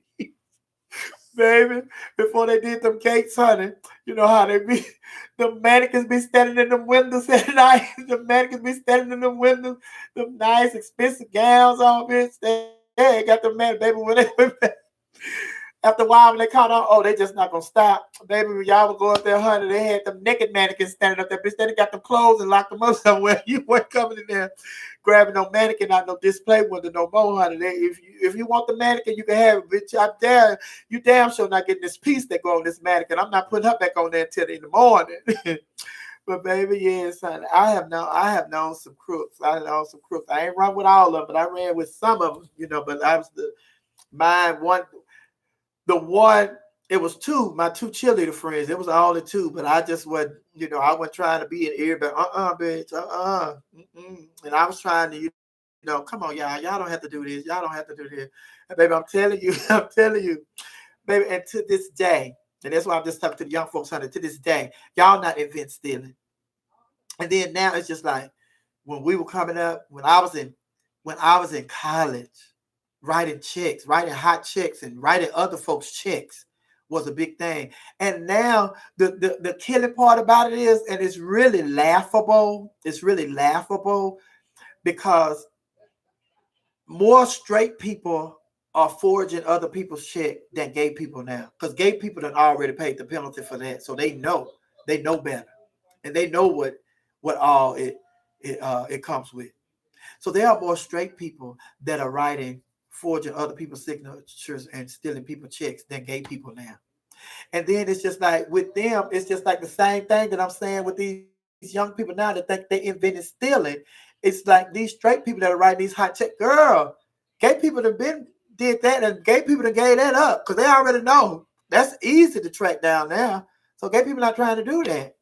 So it's just like, child, y'all doing old crimes that the gays that graduated from that. And bitch, you don't have a chance. You really don't. Your chance of giving away a right, your chances of getting away for writing somebody else's check are slim to none. Because that's why the gay people gave it up. The chances are slim to none. And that's why they just started the child. Then they came up with the people came up with the beeper. They put beepers on everything. So when you go out the door,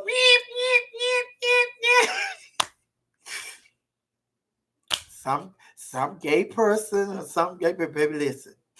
What they did was they got a shopping bag.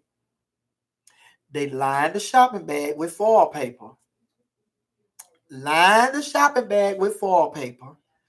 they put another shopping bag on top of that inside that shopping bag, so you won't see the foil paper that's the lining in between the shopping bag. So when you do that, you go and pick up whatever you want, put in your shopping bag, beepers and all, go out the door, ain't no beeper going on. So then it's just like, well, girl, when they go to pull that thing off, the ink from that thing that caused it to beep gonna bleep on the blouse. No, it's not. Because I told you these girls were thinking ahead of the people and the police. They have already set up, they know somebody at the store. So somebody already sold them one of the things to remove the little pins and stuff off the clothes. Same way with the checks back when they were stealing checks. I can tell y'all all this now because they're not doing it no more. Back when they were stealing checks, they would go around late at night, breaking people's mailboxes, steal their checks. That's why people don't have their checks sent to their homes no more. People go to the bank and pick up their checks, the ones that still write checks and have checks. They do not have their checks delivered to their homes anymore. They go to the bank and pick them up. And some people just have checking accounts and we don't even order checks. So they used to go and late at night, break in mailbox, steal checks, steal boxes of checks. And at this time in Houston is when you had a paper driver's license. They give you a temporary driver's license, but it was paper. Somebody working at the driver's license place. They done hooked up with somebody working at the driver's license place. So they done paid them to give them a book of the driver's license. So whatever checks they go and they get, now they can make a driver's license with those checks. So this is a temporary license. So people are not going to question whether or not this is you on these checks because you have a driver's license to match. So they going around writing checks and they got this paper driver's license, temporary paper driver's license. Nobody's questioning that. So it's just like, okay. And you're not going to know that somebody's out here writing your checks until you get your bank statement back then. So it's just like, baby, I'm telling you. And then my whole thing was, if you all are that creative to figure out how to steal and how to break the law and how to bypass the law, you are some creative people. Why can't you create an idea that makes you somebody?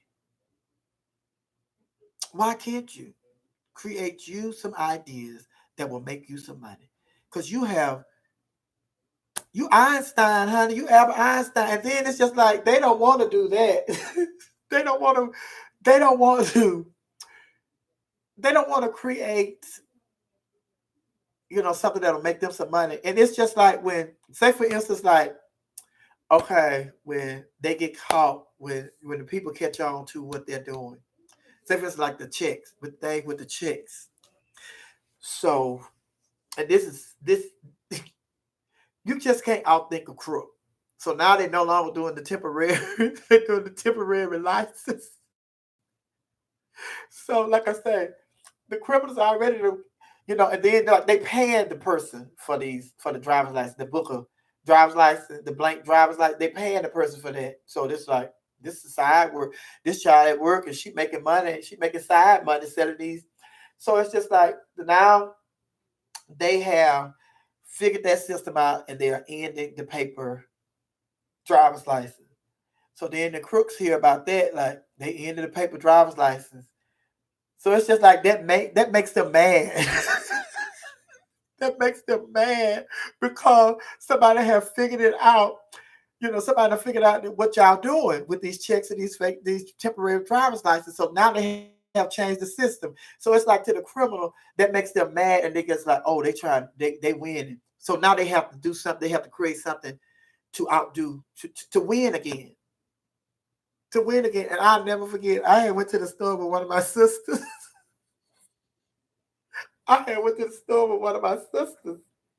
And it is not funny. But when we walked in the store, and there was two Asian ladies. This was a shoe store. It was two Asian ladies.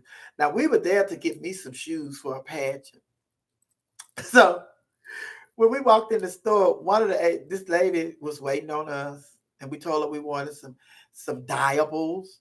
I was looking for evening gowns. We wanted some dyeables, and we wanted a nice heel on it, 5.5 or 6 inch heel. We wanted some dyeables, 5.5, 6 inch heel. And she was like, okay. So the lady was waiting on us. And then the other lady came from the back of the store. And when she came from the back of the store, we were at the counter. The other lady was waiting on us. The other lady, when she came from the back of the store, she did this. She said, and then she turned around and she went back in the back. So I told my friend, I asked her, I said, you been here before? She said, yeah, why? I said, because that lady just came out here and she looked like she remembered you. And she went back to the back. She said, that was a long time ago. They don't remember me. I said, girl, I'm telling you, that lady looked like she remembered you. She like, she don't remember me at all. So I said, okay.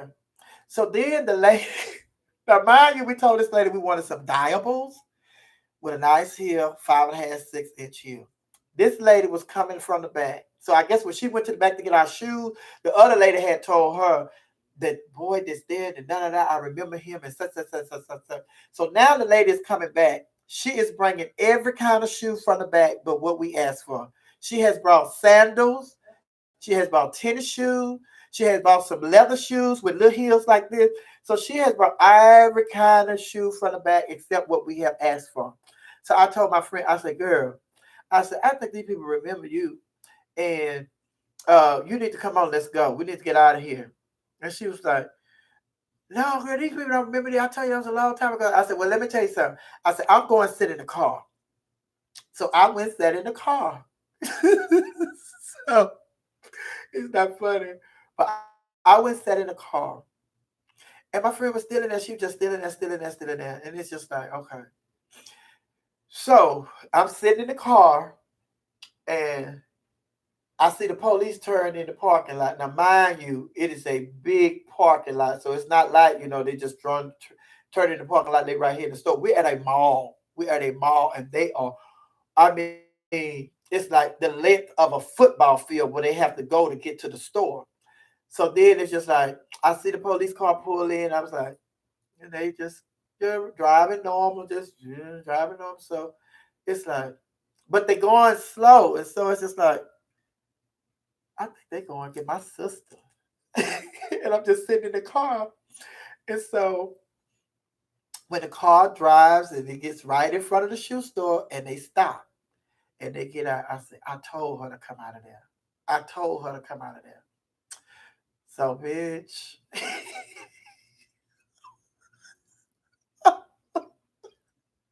It's not funny and I can laugh because she's deceased now. She is deceased now. God rest her soul. And I'm just telling y'all, let y'all know. Because I've always told them, it was just two that I hung with that did that, and both of them were cheerleaders. So it was just two of them that I hung with that did this kind of stuff. And so I've always told them, baby, listen, I said, I'm telling you right now, if something go down and I'm with y'all, I'm telling.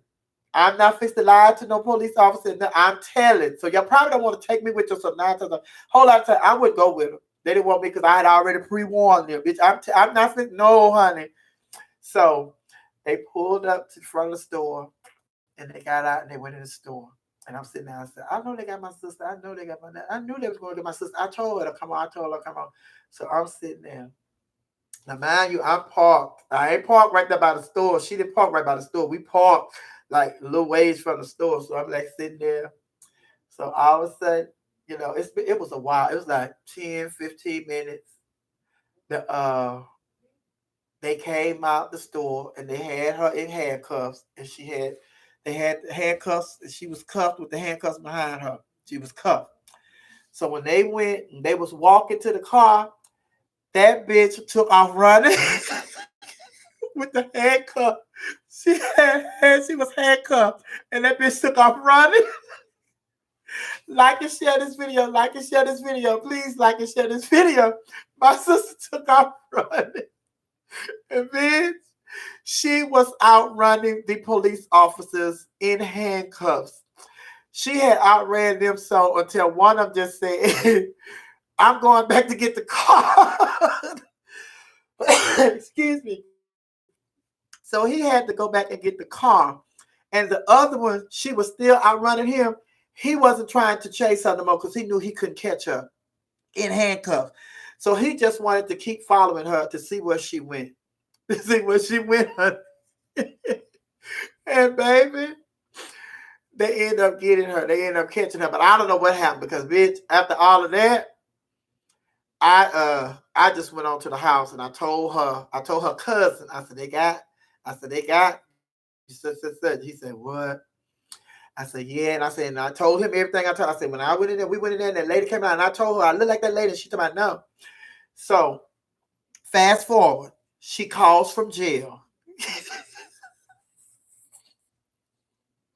Oh my God, forgive me, Lord. She calls from jail, and I said, girl, I told you that lady came from the back and she looked like she recognized you. And you said you had been there. It's been a long time she been there. She said, first of all, she had went and because she outran the police, she had dived in a dumpster. So they had got her out of the dumpster. She said, girl, you should see my face. They whooped my ass. She said, they whooped my ass. You should see my face, girl. Blah, blah, blah. And so then she said, I said, but girl, I told you, I said, I saw you. I said, I saw you when you came out of the store and you were handcuffed and you took off running. You know what she said? Bitch. She said, well, if you saw me, why you didn't come pick me up?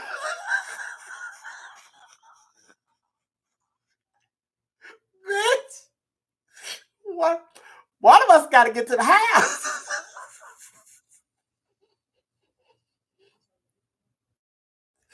She said, girl, I said, sis, I call her name, and I say, I call her name. I said, child, I said, how did you expect us to get away if I can't pick you up? They'd have seen me pick you up, get in the car, and they would have just chased us down. Because we're not finna do no high-speed chase. Bitch, we are not Thelma and Louise. And I said, I told you to come out of there. And then she said, you was right. She said, the check that I had wrote the last time I was in there, she said, they had, she said, it was, you know how they had these glass cases at the counters and stuff? All the bad checks that people write, they tape them to the top, to the, like the inside, they tape them to that counter. So you see, like when you stand up there, you see all the bad check, you read all the bad.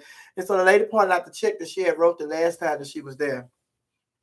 But after all of that,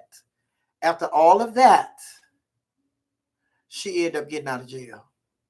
And see, that's the difference from Houston and Atlanta. The difference that I experienced when I was in Houston and Atlanta. Like when I was in Houston, if you get a speeding ticket in Houston and you go to court, like you go the first time, you'd plead. If you plead not guilty, and they'll reschedule your court. If you go back when they reschedule it in Houston at the time when I was there, if you go back and they reschedule it, if the officer who wrote you the ticket didn't show up, they would automatically dismiss your ticket. I came to Atlanta. I got my first ticket whenever I got my first ticket in Atlanta. So I go to court because I'm thinking it's just like in Houston. I go to court. I plead not guilty. And then she rescheduled it. And then when I go back and the officer don't show up, and she said, I was like, Miss Sophia, like I'm like, officer says,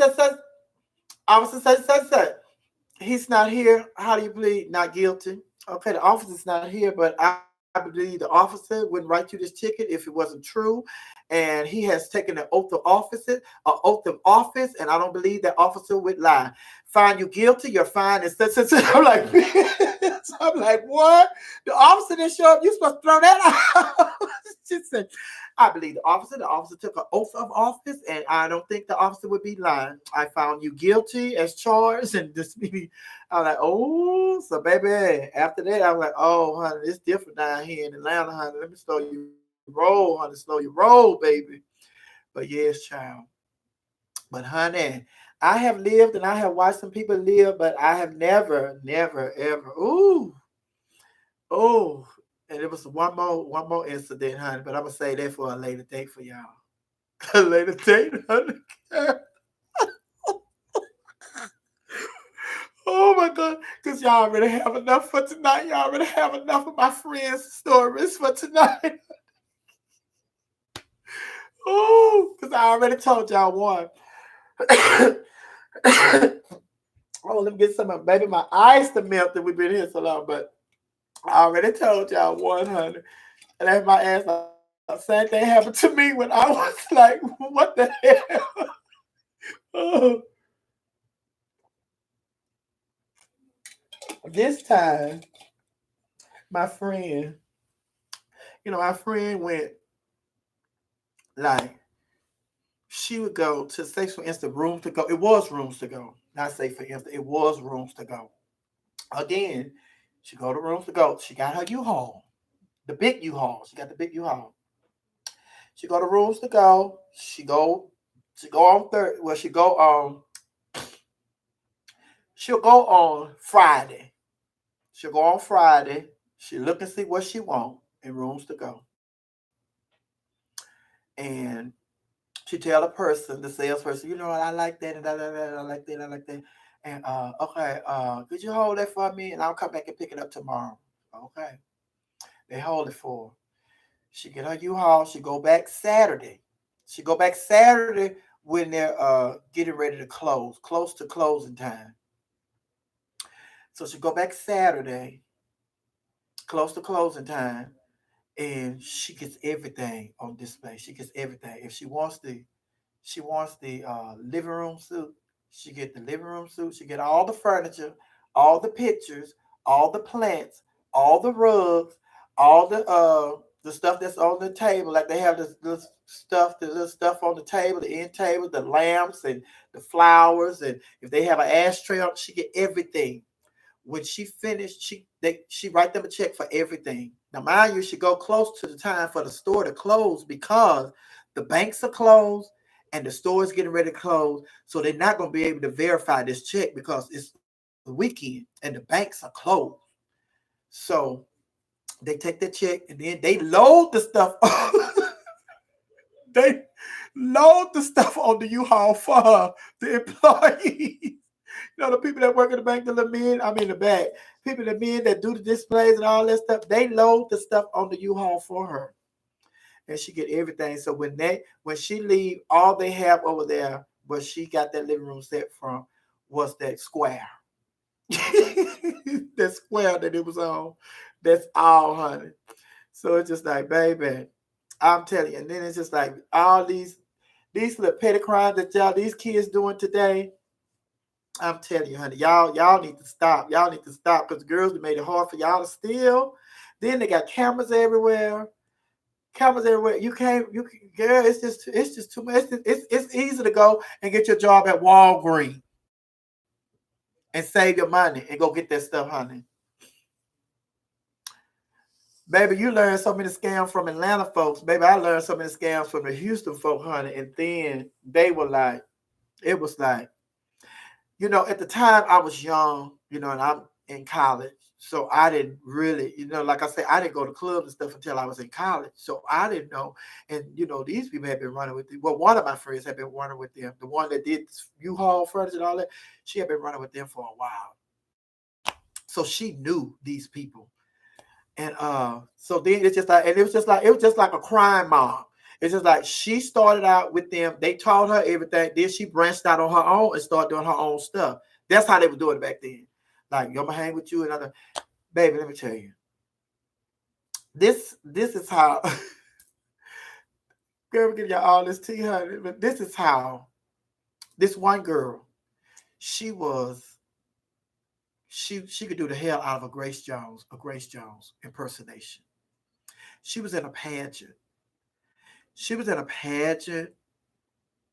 And the week, like the pageant, say for instance, the pageant was on this Friday. Now it's Monday. The pageant is on Friday. It's Monday. Grace Jones is performing at some show on television, some award show or some special. Grace Jones is performing, and she is the Grace Jones illusionist. Grace Jones is performing on the television that Monday. Friday, this girl comes to the pageant for talent doing Grace Jones. She had on the exact same outfit that Grace Jones had on that show.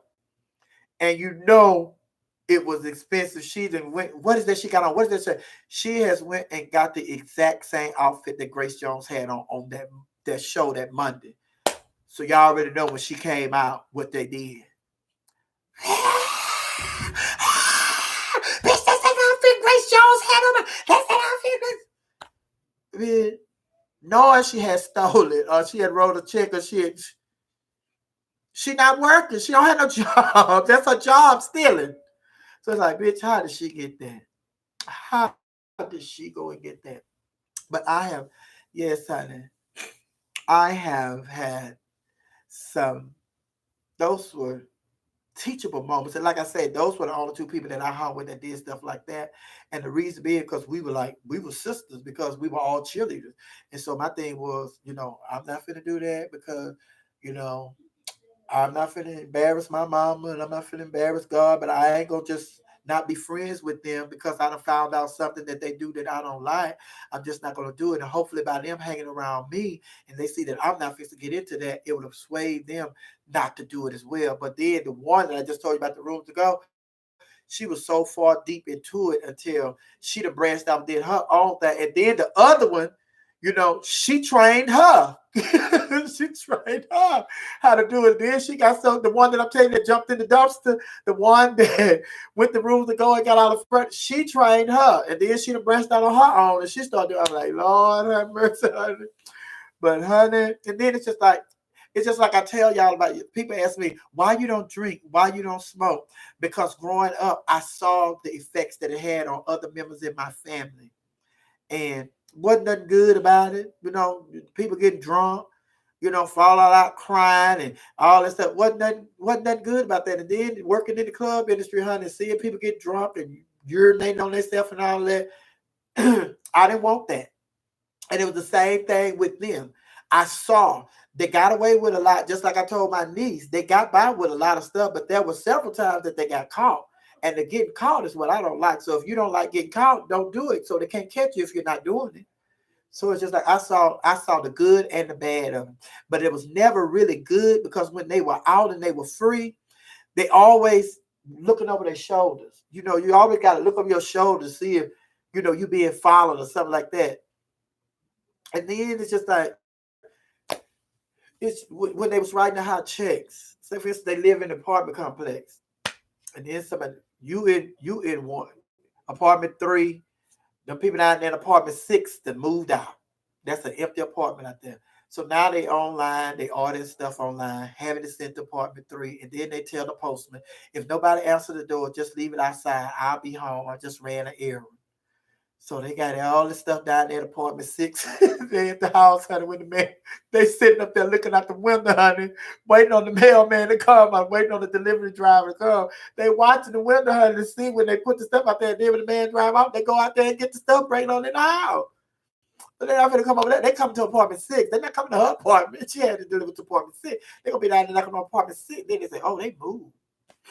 So it's just like, yeah, all you new school criminals, honey, let it go. Like Elsa say in Frozen, let it go. Because all that's been done and redone and warmed over. And it's just like, I want to go back. No, I don't want to go back to that.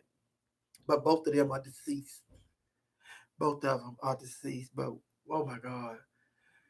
We had a lot of fun. We had a lot of fun outside of them doing that. Because those were the two. Those two were the ones who introduced me to my first lover. That was the guy. Like and share this video, like and share this video, like and share this video. Because we were cheerleaders. And so this guy had told them that he liked me. And he wanted them to introduce me to him. And so, and they were telling me, like, this guy want to meet you. He said he like you and da. He come to the games and he see you in my mouth. Well, because I wasn't fast and loose. So I was like, So eventually one day after cheerleading practice, they said, girl, this boy, remember this guy I told you, I'm gonna take you over his house.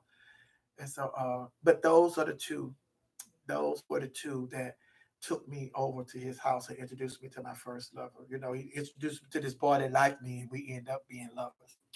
So yeah, we had more good times together than bad times. And then it's just like, baby, I wanted to pledge. We all wanted to pledge.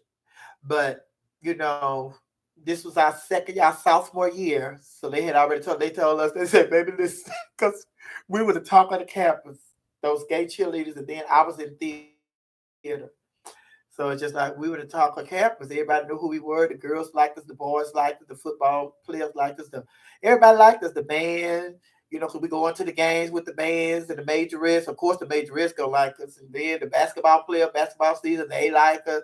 So a lot of the girls upset because, you know, these basketball players and football players, you know, they don't have a problem with these gay cheerleaders. And so they're like, man, they ain't care about all that. And a lot, what the girls didn't know were these basketball players and football players wanted to be friends with us because they wanted us to introduce them to the cheerleaders and other girls on campus. So it was nothing about, but let the females tell it, they thinking the boys liking us. Some of them did. But the main reason was so that we could introduce them to other females and stuff. But oh, we had fun. Oh my God, we had so much fun. We had so much fun. Did you lose your virginity to that first lover?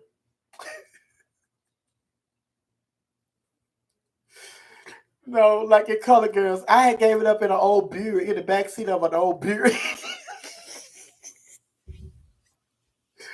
Oh. Oh, baby. Like and share this video. Like and share. I'm not going to say that anymore. This is what the comments be saying, honey. Y'all been in here. Y'all been in here. Listen to my stories.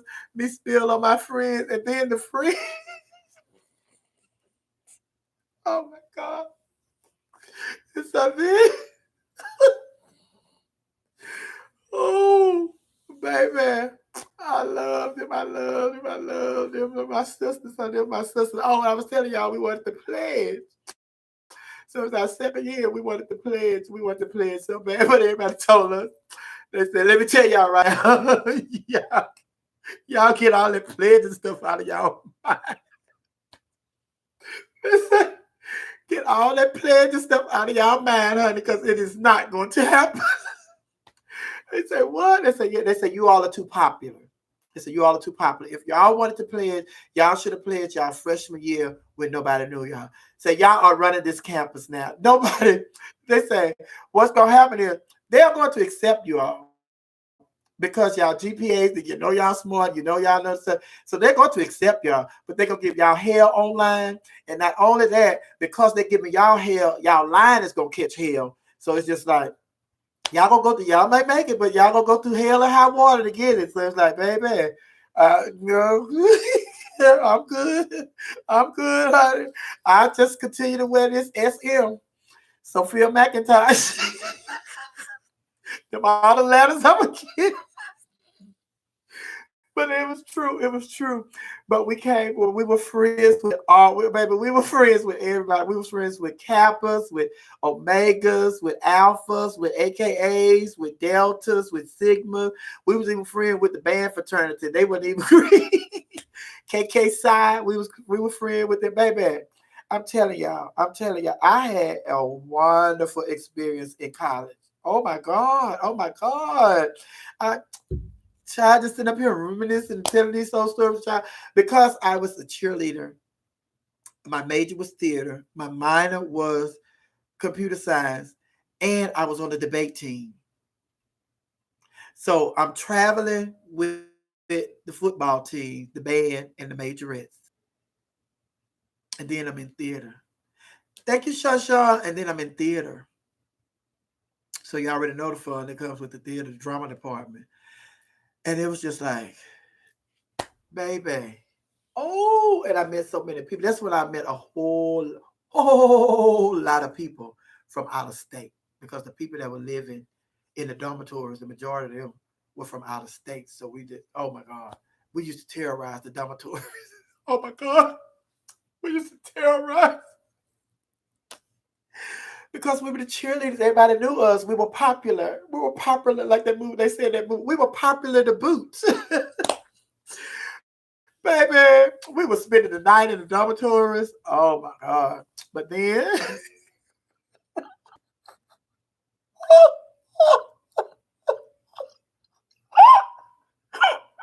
oh my God. Oh, I love y'all so because I just let y'all in on so many of our family secrets.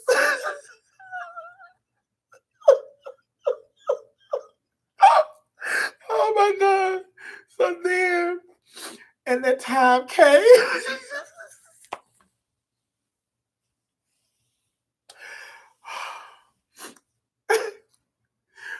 one of my sisters, one of the athletes, one of the athletes had fell in love with my sister. And so now, mind you, I'm telling y'all, we, if we were Destiny's Child, I was Michelle. Just bored, boring, life of the party, funny, toe touches out here, doing the splits, and out, baby, entertain. I'm in theater. Then I'm a cheerleader. Then we popular to boot. So one of the guys, it finally happened where one of the guys, liked my sister, and then they started having relations. But because I'm Michelle, Beyonce and Kelly, they're not telling me. So I didn't find out till much later that I'm like, girl. So then I'm like, in my mind, I'm thinking, well, girl, that's what they've been thinking all along, that we having these boys. That's why they're so friendly with us and stuff. And so it's like, oh, but he was fine. He was fine. But I never had a football player, never had a basketball player, never had nobody.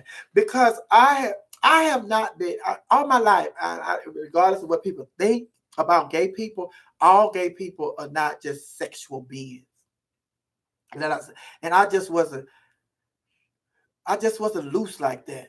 And because I was a late bloomer, like these people, they had been going to clubs since they 15 and 16. I didn't see the inside of a club until I was 19.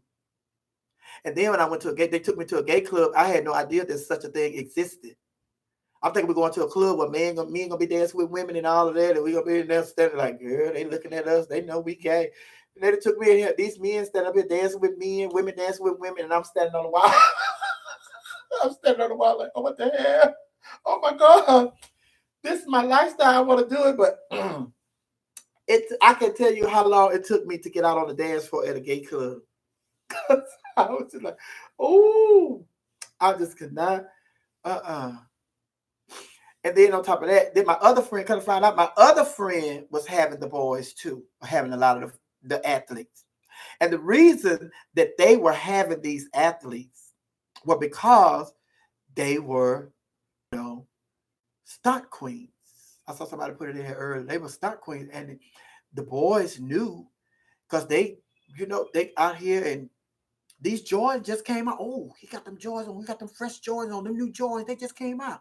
Oh, he got them new. Oh, he got the new. Oh, he got that new feelers too. Oh, he got that. Oh, he got. So they see them in all this new stuff, these labels that's just coming out. So of course they gonna, we friends. We friends with football players, basketball players, cheerleaders, the band, and all that, majorette.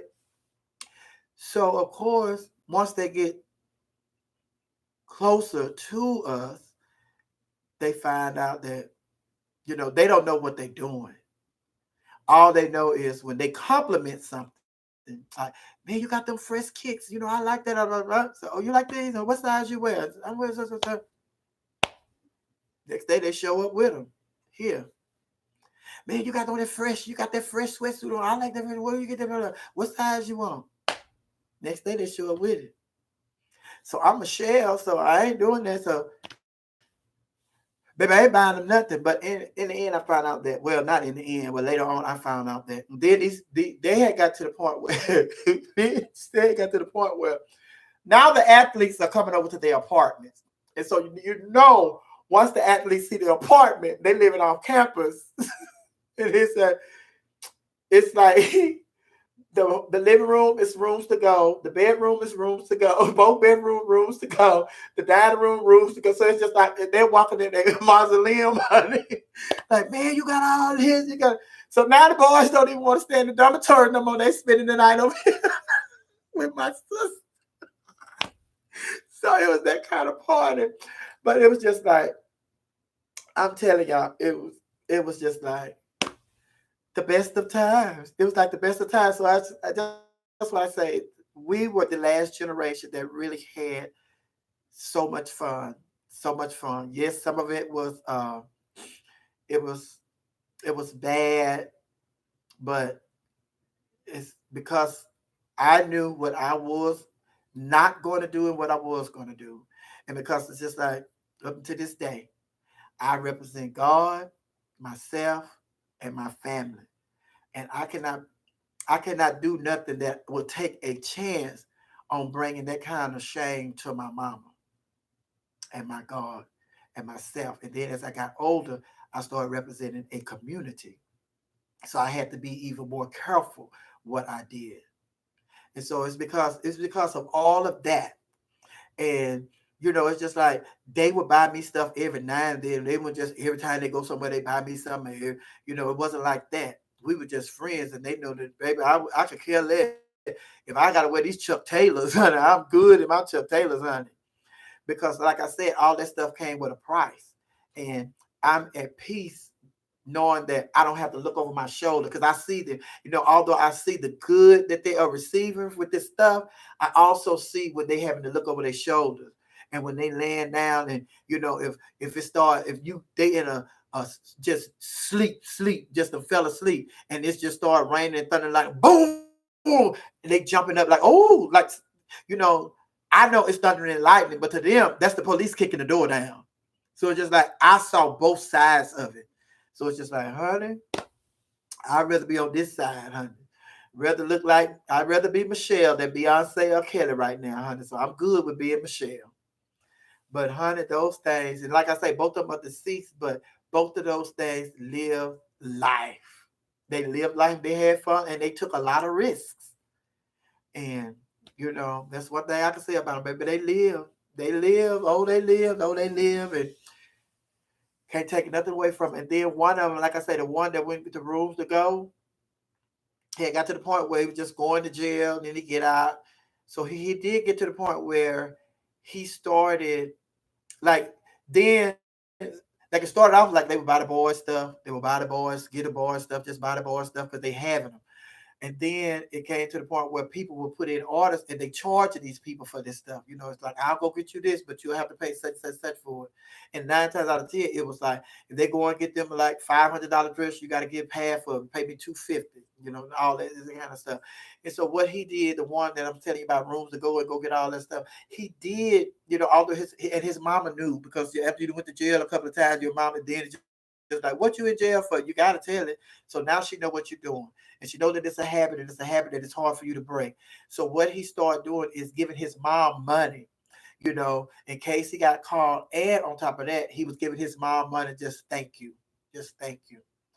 So, and his mom lived in Houston, but the other mom, the other ones, his mom lived out of town. I don't know what he did for her, if he did anything for her. But yes, honey, they lived and they enjoyed themselves. They lived. Do you hear me? They lived, honey. Excuse me. And I witnessed that.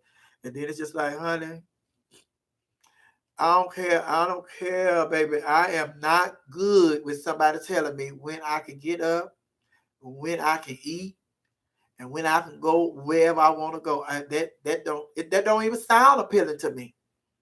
So if you don't want nobody to have to tell you when you can eat, when you can sleep, when you can go outside, all that, don't do the stuff that's gonna cause that. That's the bottom line. And Michelle was like, I would like to see it pray. And thanks be to God, honey, I never got in a situation. There was one situation where I almost went to jail with them. Well, with one of them. But I'm gonna have to tell y'all that story later, because I know y'all want to hear it, honey. You almost went to jail with one of them, yes. I almost went to jail. But honey, but God, honey, but God. I know y'all want to hear that story. Like, oh no, honey, you're not finna just tease us. Like, that's tomorrow's story. that is tomorrow's story. We'll get that story tomorrow, honey. Make y'all think about it, honey. What child? The trolls are thick tonight. Yes, honey. Let them come in, honey. Once they get that number, they add up to that number, honey. Then you get them out of here. But yes, child. Oh, baby. Coco TB, you say I was an enabler. Oh, an enabler. You talking about me, Coco P? Coco P. I wasn't an enabler. I was just allowing them to be them. Oh, they went behind me, no living room full of friends. I mean, girl, she did every room like that. At a different rooms to go, honey. Oh, and it's just like, baby, don't y'all see, honey? Stop this, stop this, stop this. Y'all should catch on a little faster. You know how I be telling y'all, child, we need to learn how to forgive people quicker than we do, honey. The people should catch on a little faster. And that's why I say today, today's criminals. Nobody should be a criminal. Nobody should be a criminal. This the green machine. This the green machine. What's that? Kyber? Camber. Kiamber. How you pronounce that? Oh, yes. Chris said, them kind of friends could get you in trouble, but they are so much fun. Yes, and see, and then it's just like when we became friends, like we became friends before all of this, before all like we were just college kids. You know, we were just college kids, college freshmen. So it's just like we have been, excuse me, we have been friends for like a half a semester now, a semester. And then it's just like this next semester is when, because the one I'm telling you about the rooms to go, that goes to the store, get the whole set. He was doing this stuff, but he was so scared that we were going to find out, me and the other one, that he didn't tell us what he was doing. So it was just like being at the club with the rest of them when they met. Like I'm telling you, it was like a mafia. Thank you, George. It was like not a mafia, but it was just like a sorority or fraternity. It's just like, okay, except they don't do community service, they steal it. So then they recruit new members to help them steal. So they have a whole, it's just like, it's not no one person, it's an organization. It really was an organization. So he was a part of one of the organizations, but me and the other one, we didn't know about it. And then once we found out that, you know, then they told us, oh, y'all know such, he went such. And I'm like, what? They were like, we asked, you with them? I'm like, yeah, they be having me do a little something. I don't do all that, but I do. And then they just kind of find out. Just like, and then once he started, and then the other one saw what he was doing, and then it's just like, you know, well, I want to be in the fly stuff too, and I want to be. So he started schooling him. So that's how all that transpired. But it's just like we were friends before all this took place, and then once our friendship, you know, we've been friends for a while. So now it's just like, I'm not just going to stop being friends with you because I the great Danielle, Cash App Green LOL. You Cash App this there, put my Cash App down there. Down there, honey, so they can Cash App the dog, honey. Because baby, if I'm telling y'all right now, I need 100 million subscribers. We have 9 days to get 100 million subscribers. And if I don't have $1 million in my Cash App tonight, I'm not coming back tomorrow to tell y'all the story when I almost went to jail with them. So the decision is yours. What y'all want to do? What y'all want to do? Oh, like and share this video. Like and share this video. My freshman year in college, part of the football team ran a train on me. It made me feel like the chosen. Oh my God. You feel like the chosen one. Oh my God. Let me tell you. Life for me has been no crystal stair. It has bulls and tacks and splinters in it. How that poem go, honey? Baby, I have. Baby, I have lived and experienced a whole lot of stuff, and I still want to live and experience a whole lot of stuff. And now that I'm thinking about it, because I wasn't easily influenced by people, and even like I have been around people that smoke weed. I have been around people that smoke weed and smoke cigarettes and drink and all of that. None of that never rubbed out. Been around people that stealing, never rubbed out. And I believe deep in my heart, because God knew he could trust me, That's why he blessed me, to go to V103. You know what I'm saying? I did not fill out an application to work up there. They had me to come up there to just sit in, just hang out with them. And then after that, Frank was going on vacation for 2 weeks, which is unheard of in radio.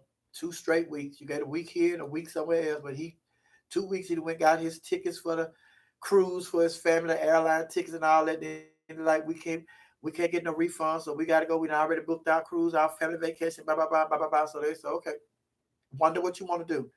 Let me call Sophia, see if she's available and see if she want to come up here. So I told y'all that second week, that Thursday, the Thursday before the Friday of the second week, they had called me and off. Richard called me and said, well, listen, the people like you and they want you. They want us to keep you and blah, blah, blah. And this is what we want to do. And blah, blah, blah, blah, blah. So I end up on the radio. So it's just like, I think that was part of my reward for being a good little girl. And still now, to this day, he's still blessing me because he know he could trust me. And I have no shame or no embarrassment about sharing the goodness of God in my life with other people. Because people like I told y'all, some people like, when I was doing gospel music every Monday night, people coming out there doing Little Kim and Janet Jackson and Sade and the Brad and Millie Jackson and all that and Babyface and Usher and all that. Here I come doing No Failure in God. Then they doing in the next week, they doing the Whitney Houston and Tony Braxton, right? And here I come out here doing Beverly Crawford. Then, so it's just like, it's just like he's done too much for me. He's done too much, not just for me, but for my entire family and for my friends, for my community. And, it's just like he has done too much for me not to just give him a little. That song, some people like 7 to 9 minutes. You been telling me everything that he done blessed me with, I can't give him 7 to 9 minutes in front of a lot of people that probably don't go to church. This is probably the only church song they're going to hear all week. I'm going to do that. I'm going to take a risk at doing that for him. I don't mind taking that risk. And then it's just like now, people know Miss Sophia on the show, is she doing the number? She going to do gospel. Very rare did I not do gospel numbers. A couple times I did Sade. A couple times I did Millie Jackson. A couple times I do like Jennifer Hudson, Jennifer Holiday, but 99% of the time, honey, I done did gospel. And now I'm known as the gospel girl. The gospel girl, baby. He been too good. It's just like I told you, all the people I've been hanging around, the places and all that stuff, and child in, I ain't been to jail with them 400. Child, please. I'd have been they stealing. And here I am going to China, first class, staying in a 5-star hotel free. I'm all in Dubai. First class, 5-star hotel. We stayed in a mall. We stayed at a hotel connected to a mall, and the mall got a whole ski slope in it. What? Yes, an entire ski slope with everything. I mean, they have built this mall around this ski slope and stuff, and it's in the mall in Dubai.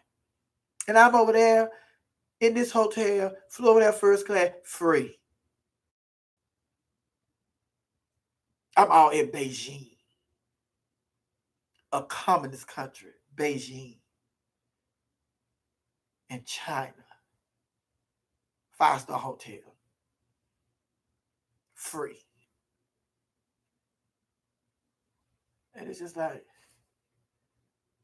and then on top of that, I was scared to move to Atlanta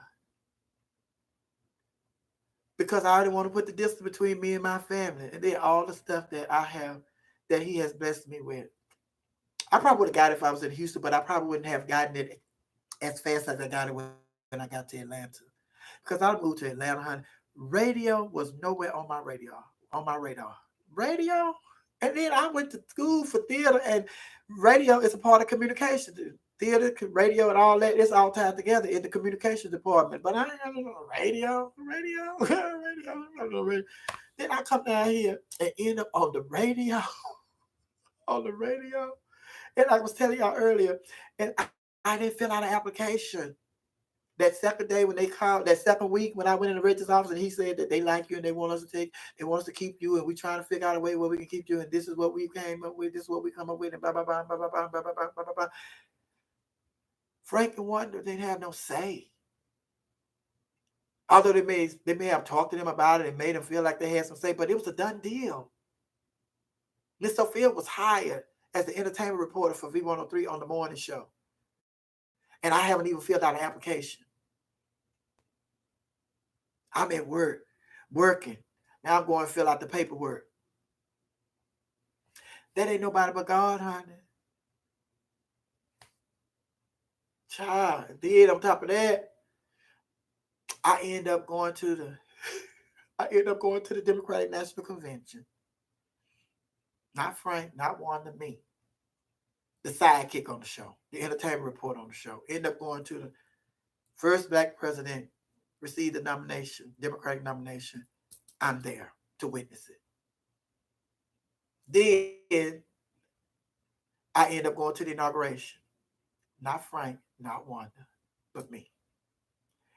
And then the thing was with that was, it was kind of like the Beyonce incident all over again. They wanted Beyonce to come to the radio station, but Beyonce couldn't. I got to do rehearsal. We got to do our dress rehearsal. I'll run through and everything. I can't do radio. If I do radio, I'm going to have to do TV. If I do TV, I'm going to have to do print, newspapers and stuff. And I don't have the time to do that. She come to my club, to my show that night. Go back. Beyonce came to my show. Same thing. I'm going to the inauguration of the first African-American president getting ready to be sworn in. Not Frank, not Wanda, me, the sidekick on the show, the entertainment reporter. And it's not because of, we did some pool or some poll or something. It's because of what I did. And I was involved, like y'all say, involved in politics, and I wasn't just there just to be there. I was really serious about it and volunteering and helping and going and dropping stuff off, dropping snacks off, chips and water and soda and all that over to the volunteers at my Barack Obama headquarters. And the person who was running it, she saw me. Her name is Eureka. And she, that's so nice. She found out I was working at the radio station and all that, and blase. And so then it's just like, so now that Barack Obama has clinched the nomination, and now that Barack Obama has won, he is the president of the United States to be. So now I'm already going to the inauguration because I got my ticket because I was on the platform committee. Not Wanda, not Frank, me.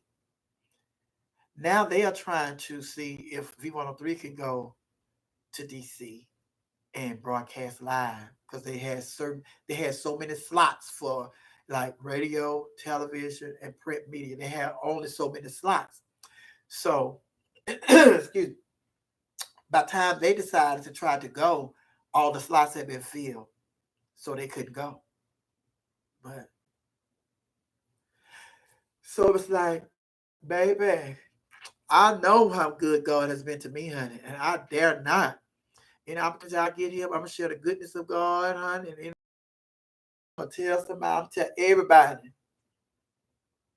And that's why I told when I was on Maddie's show this past Saturday when I was on her show, and she was saying, well, some things just happen. No things just happen, especially when you're an adult. When you're an adult, you know right from wrong. Ain't no in between. It's right or it's either wrong.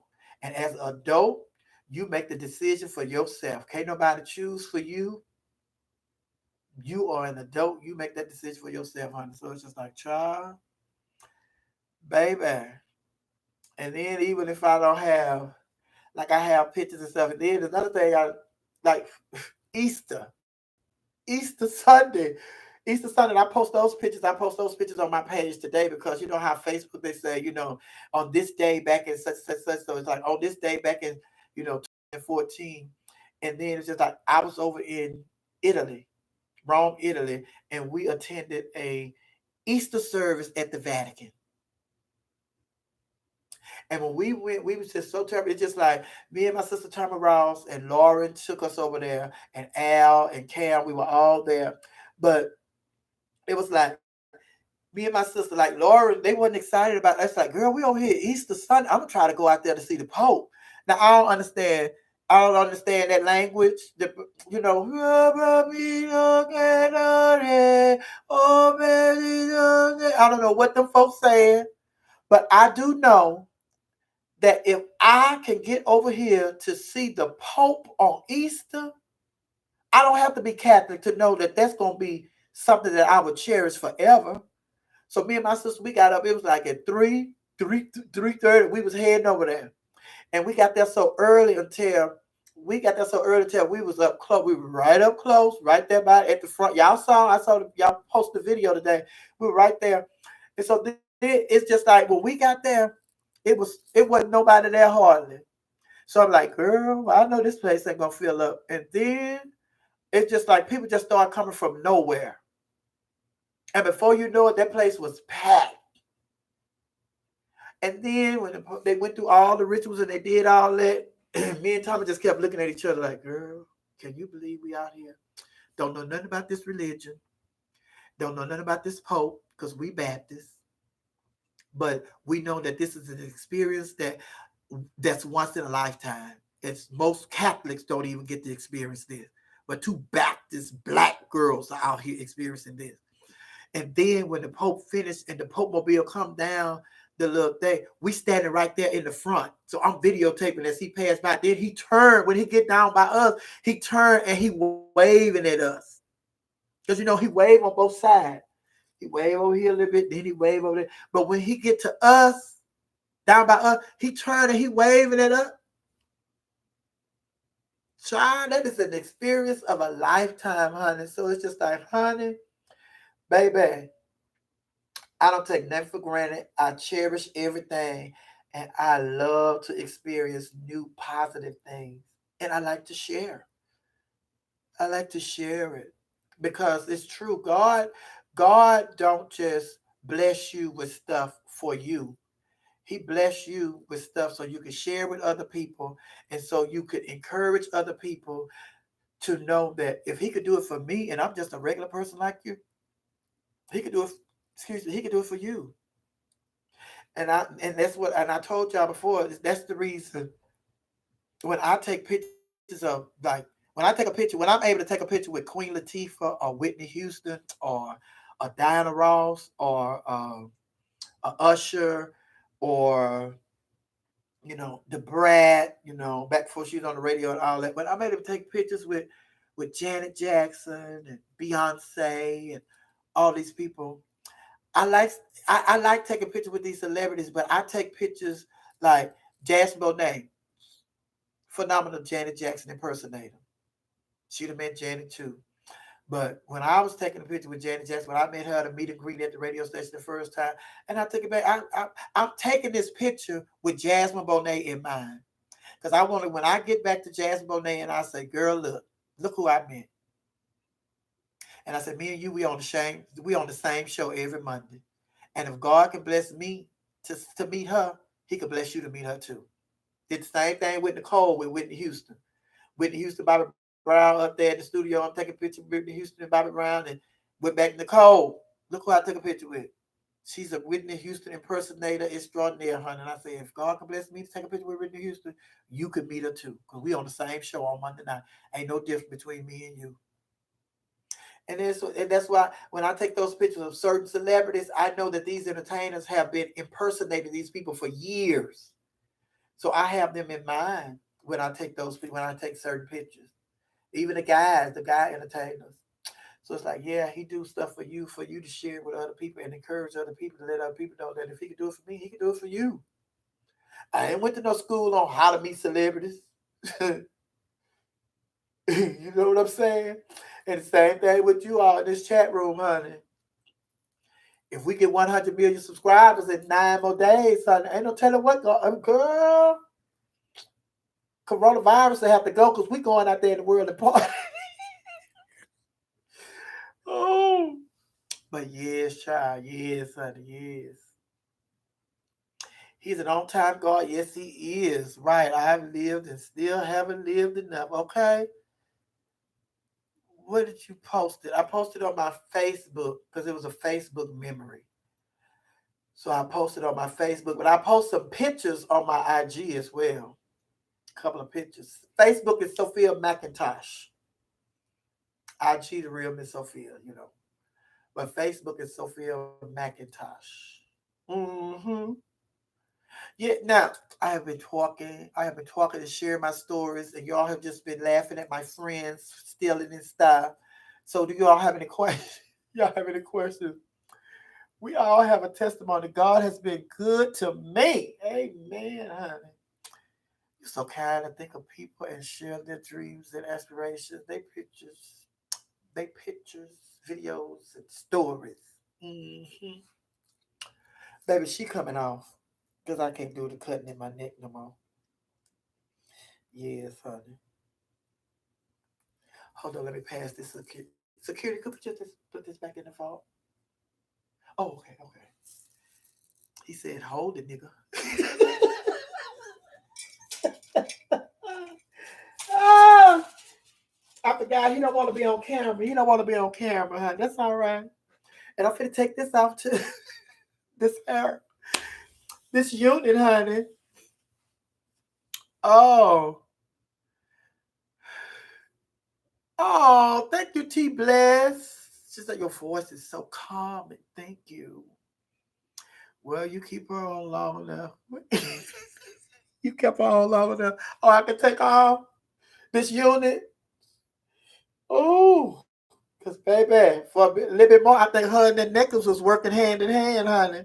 Will you ever move back to Houston? I do believe. I do believe I will. I do believe I will. Uh, she done took machine off you. What? The machine off you? What machine, Myron?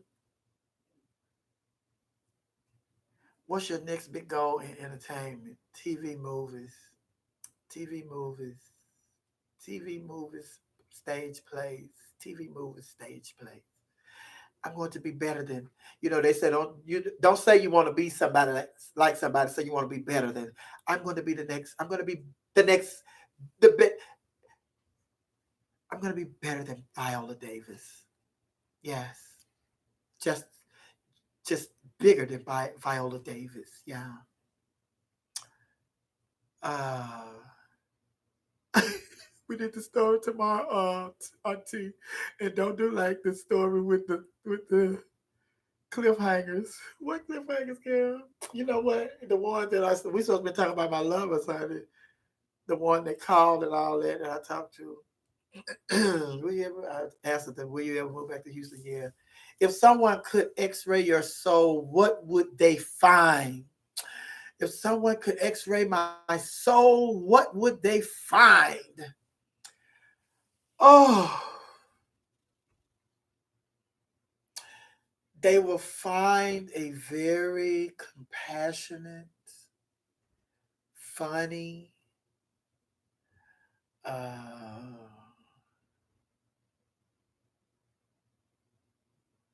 honest, lovable, down to earth.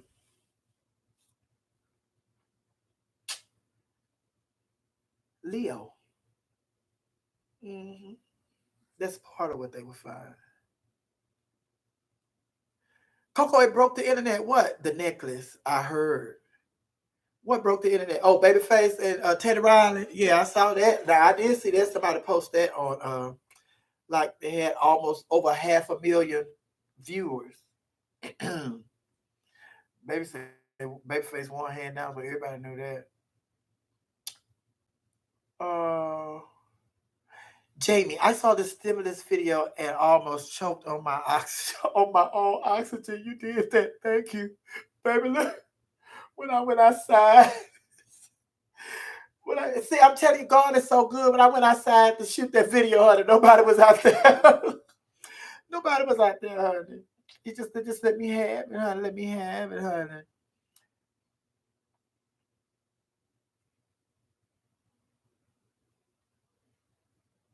No, Mama said, Sophia, do you remember when somebody got robbed on the beat when the trade by the trade who thought that costume jewelry was real? No, child. He ran off with all that Mr. T jewelry. I don't remember though. Oh. Have you met any of the Clark sisters or the Pace sisters? If so, what was your experience of them? I met the Clark sisters, and I actually think the time that I met the Clark sisters, that was that last performance that they showed on the movie, because that was performance took place at the over at Cobb Energy Center. So I do believe that's the performance where I met the Clark sisters, and they were really down to earth. They were sitting upstairs, like they were upstairs after the show.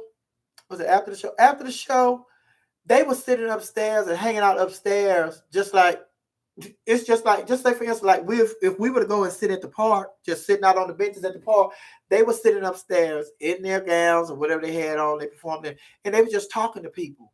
It was just like a meet and greet, and they were just sitting up there talking to people and just, it wasn't no security and all that. They were just sitting there talking to people, just regular people. And with the Pace sisters, I met LaShawn Pace Rose.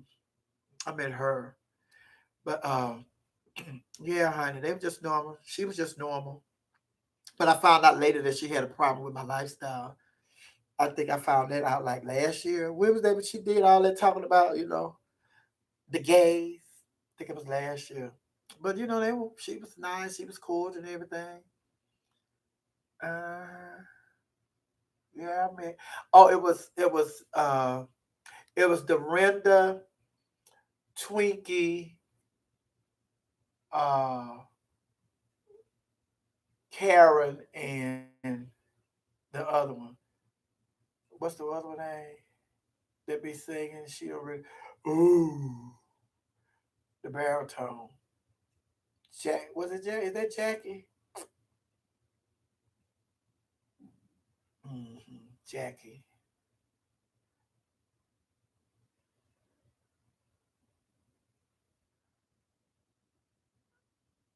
Simply Child TV said, "You sure can talk." Oh, and you know why I sure can talk? Because you sure can listen. I know. I know my stories are interesting. My life, it's just like you don't believe you just don't believe it until you hear it come out of my mouth. But I'm just messing with you, Simply Child TV. You sure can talk, honey. Yes, honey. When I get to talking, I look up at the time and I be like, girl, we've been on here that long. Because I be so involved in telling you all my stories. How would someone get your special attention? How would someone get your special attention? They're hot. All these people in this chat room has my special attention.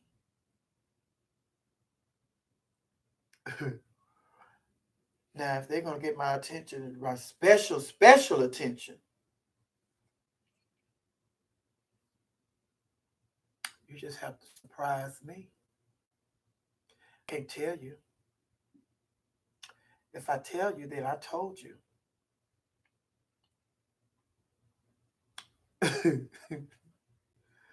Who's your favorite Clark sister? Oh my God, Karen.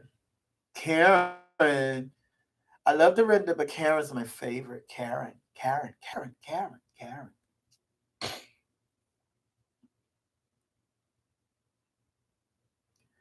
Put their head down so you can see their eyes. Who?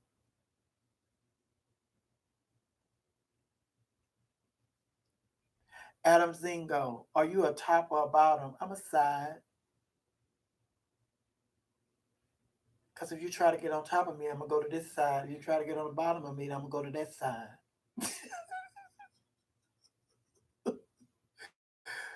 Ooh.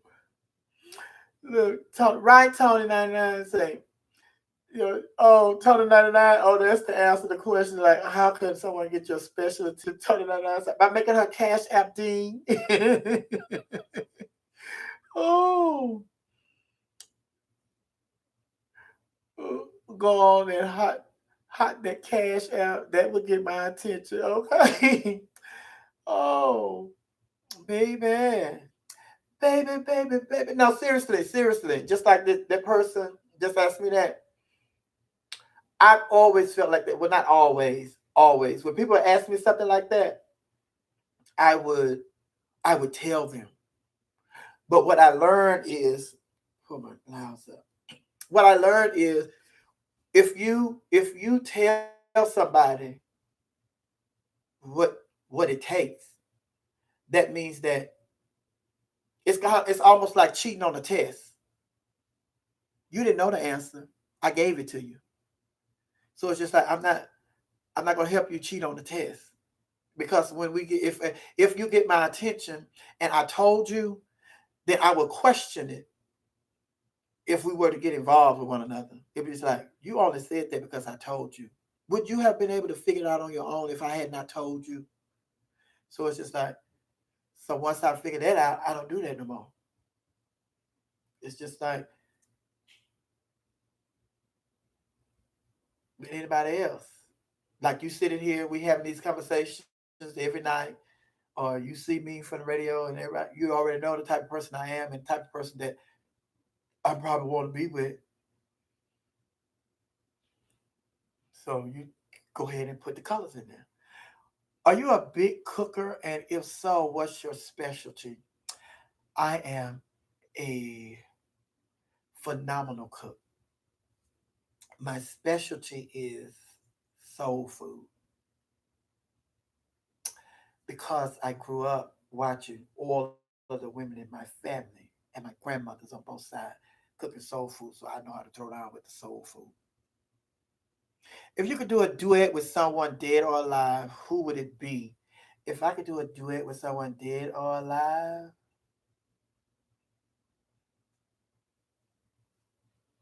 oh, dead or alive. You know what? If I could do a duet with somebody dead or alive, it would have to be Nina Simone. It would have to be Nina Simone.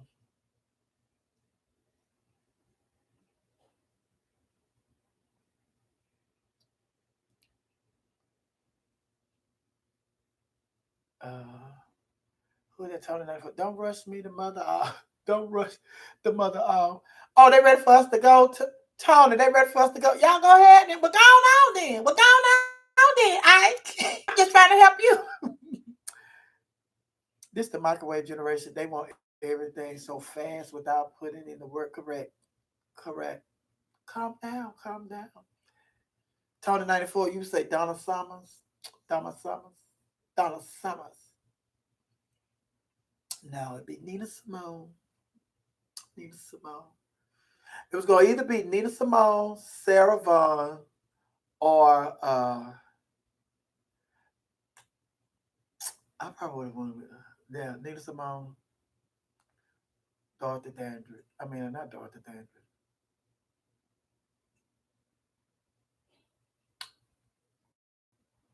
Nina.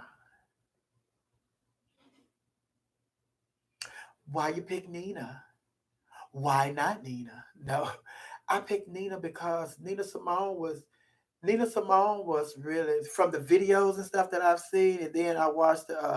I saw a play that's out at the Ensemble Theater where I used to work in Houston, Texas, 3535 South Main Street.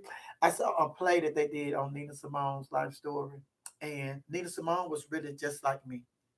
She was really just like me. She had stories. She had rich stories to tell of her life and what she experienced. Nina Simone. It's just like she's someone that I really feel like she had a lot of my ways, and she's just someone that I could just visually see myself sitting and listening to her all day. Just like Oprah could sit and listen to Maya Angelou all day. I feel I can sit and listen to Nina Simone all day. And then on top of that, she can sing and play. And then once she tell me the stories, and then she started singing and playing Mississippi Goddamn. Yeah. Oh my God. It would be awesome. Awesome. You have an old soul. It ain't always been old. The older I got, the older it's all that upbringing because I just it's just like it's my mom and my dad and my grandma and all of that. And like I said, I wasn't into music when I was growing up. I wasn't into music. I didn't listen to the lyrics of songs. All I listened to was the melody, the bounce to the. I wouldn't listen to what they were saying. It wasn't until I was really in like college when I started listening to some lyrics in the song. Cause maybe I go to a concert, I would be knowing what nobody gonna say. All I know is, oh, that's my song, but don't know damn word. But that's my song because that's one I can do this to.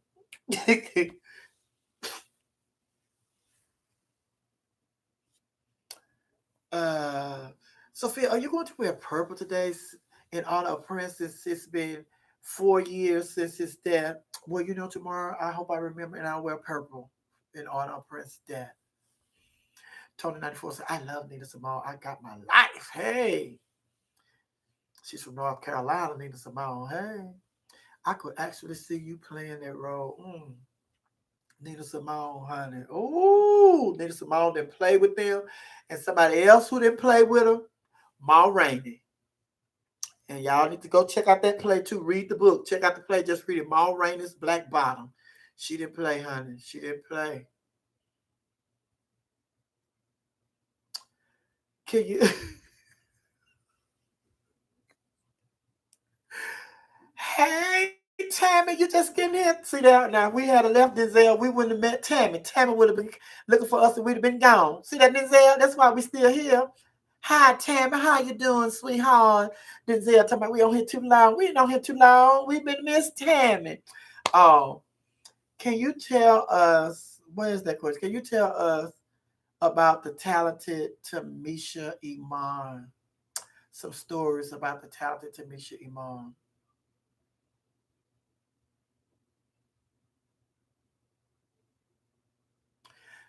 Uh, Tamisha Iman. I'm just do a brief, just tell you about the Tamisha Iman I know. Tamisha Iman, for those of you that don't know, Tamisha Iman is a female impersonator. And she both times that I was at V103, the first time she did my makeup for a while, the second time she did my makeup for a while when I came back this second go round. Tamisha Iman is one of the most talented individuals that I have met in the art of female impersonation. She could do it all. She could do her makeup. She could do her hair. She could design clothes. And she could dance. And she could do a production with dancers. And she could stand up and do a solo number by herself. She is so talented. And it's just like, it is, when I run across somebody like that, I be wanting, like Tamisha Iman is the type of person that I want to end up on a show like Pose. I want that kind of success for her. But it's just like it's between her and God is why she don't have that type of success, that kind of success. But that's how talented she is for me. It's just like I would want her to be on a platform like that because all these stereotypes that people have about gay people, and to see somebody embody all that talent in one person. She's a makeup artist, she's a hairstylist, she's a seamstress, she's a choreographer, and she's an entertainer, and she's a dad. So it's just like she is so talented, and that's just one of many that I have ran across, and there are a lot more in our community that I don't know about, and I see some of them, on videos and stuff. But this is one that I know, and then it's just like when I first saw her in a pageant, oh my God, Oh my God, she did this talent call. I mean, it's just like she could put together a mix, and then she did this talent call. Holla at me if you know me. Ah, Tamisha Iman. Holla at me if I know you know me. Ah, Tamisha Iman. And everybody out there in the audience, when they get to the part, they were all hollering, Tamisha Iman. And she is up there bucking. And I'm telling you, she is out bucking J-Lo. She's out bucking Beyonce. She's out bucking whoever there is as a female entertainer that's out there right now that is dancing. Tamisha Iman is out bucking all of them. And then her mix, she'll put her mix together and all that. She's a bad mama jamma. She's a bad mama jamma. So I just wish her all the best. And, I wish that, like I said, that she could get like a big break, like being on a show like Pose. Can you see some Sarah? And that was the other person I was going to say. It's going to either be Nina Simone or Sarah Vaughan. I used to do this. I did this song by Sarah. And so it was like, it was a scat and all that, honey. So they was like, "What that bitch is up there scatting?" Sabbath week, week. Hey, Mister, what's going, baby? I have to go get my Sarah. Don't make me go get my Sarah. I have to get. I'll do it. I'll do it during intermission.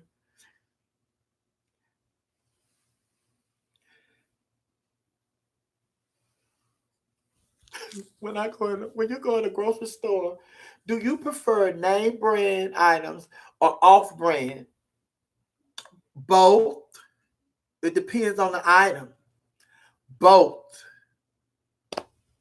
Thank you, Tammy. I love your spirit as well. Is it true Funkadelic used to be signed to Arista Records and Dionne Warwick made him lose his recording contract? I don't know. You have to ask Funkadelic. Let me call Nick and ask. Oh, you tell somebody your business. Next thing they do is use it as a read. They can't. They can't. And see, that's one thing about say for instance with Andrew Gillum. He needs to come on out and tell his story. Because that way, if you tell your own story, although somebody's forcing you to tell it, now it's out there. So even if you come out and tell your own story now, you take that power from them, and you'll free yourself. You'll totally free yourself. Like right now, they have your hands tied, and you the only one can untie your hands and come on out and tell your story, tell your truth, and move on. Don't leave that power in somebody else's hand. So you tell your story. You can't use it against me, honey, because it is what it is. And then it's not like I'm the only one that know. It's just like people that were around, you know. It's just like today, like what I was telling y'all, what I was sharing with you all tonight about my friends and all other people that was doing it. That was what people would do. That's what people were doing back then. Some people, not all. That's what people were doing back then. Just like now, it's okay for people to sit up and sniff cocaine in your presence. There was a time when people that did cocaine, they would do that, you know, in the restroom or go to the car or go in the office or somewhere. They weren't fit to sit there at the bar and snort cocaine in front of you. But now it's just like people are so comfortable. It's just like cocaine today is just like what marijuana was back when we were growing up. So it's like everybody doing cocaine, girl. What you talking about? So now everybody, people don't mind you seeing them smoking weed all on Facebook Live and Instagram Live. They all on YouTube smoking weed. So it's just like now the people that, do cocaine, they just as comfortable doing their cocaine as the people that's on live smoking weed. Thank you, Jay Wilson.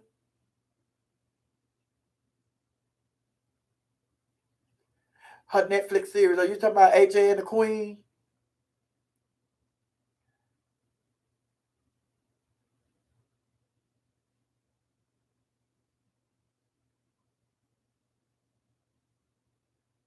See, they say, whatever happened to Andrew Gillum? He's been super quiet. Exactly. Come on. They say, why file for divorce? He done ran and hid. Like, child, please. It is what it is, and you hide is not gonna go away. You hide is not gonna change those photos that those people saw of you. So just come on, babe. Come on and continue your life. You cannot end your life because of the shame and embarrassment. That's why he's hiding, because he's shamed and he's embarrassed. And he has been caught as a liar. And then some people say, did he lie to us? He never told us he was straight. Like we was having a conversation and some, like me and my Yaya sister, we was having a conversation. And they said, well, what are you talking about? He lied to us. He never told us he was straight. I said, but he married that woman and they have kids. But so, you know how many gay men have kids? He never told us he was straight.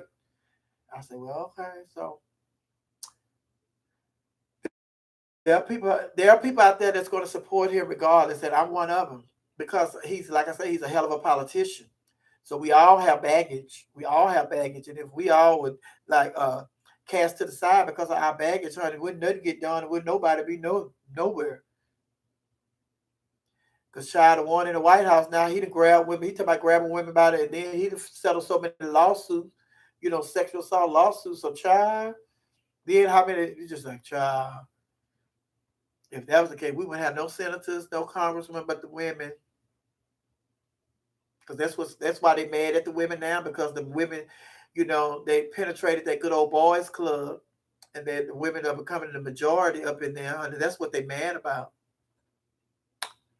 Uh-huh.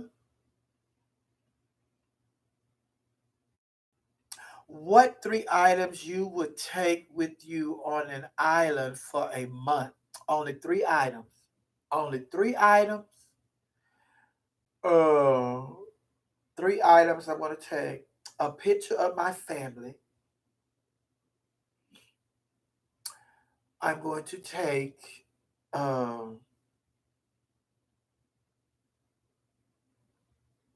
my glasses.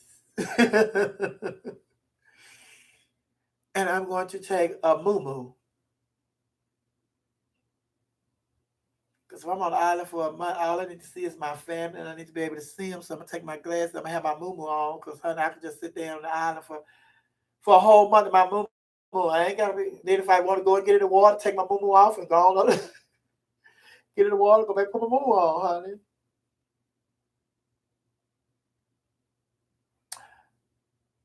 Okay.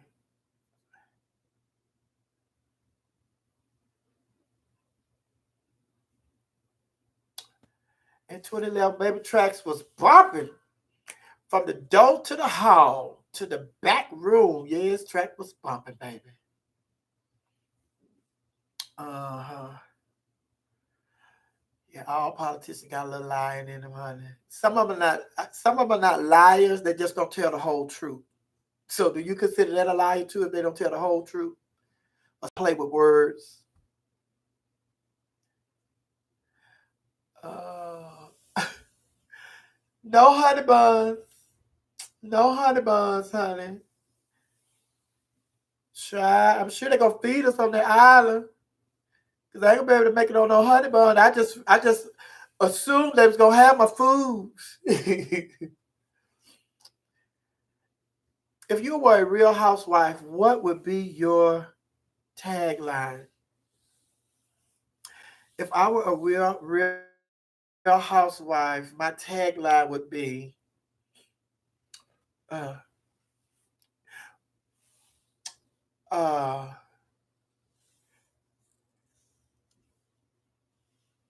we made it because we make it happen. Me and my old man. We made it because we made it happen.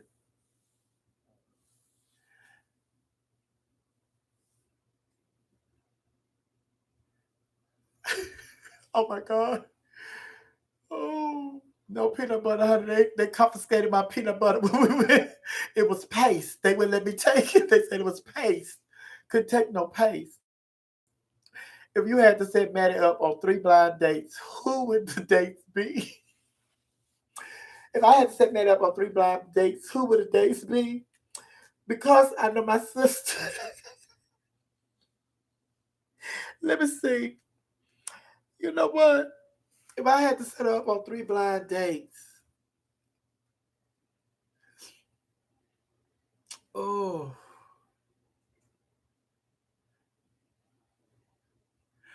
I would set I would set her up on one blind date would be Dennis Rodman. Dennis Rodman. Uh, then I would set her. Oh, has to be somebody that's. Let me see. Dennis Rodman is one. I was.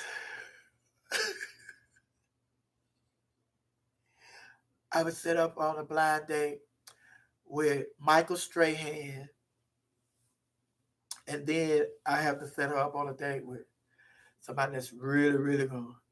Hey, you better get somewhere and sit down. So that person that I would set her up with would be like, put a little fear in her. Let me see. Oh, no, let me see. Michael Strahan, Dennis Rodman, and uh,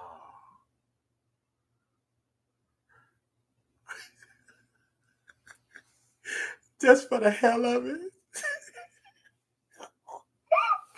No, I want to set her up with a rapper. I want to set her up with a rapper. So it would be. Oh,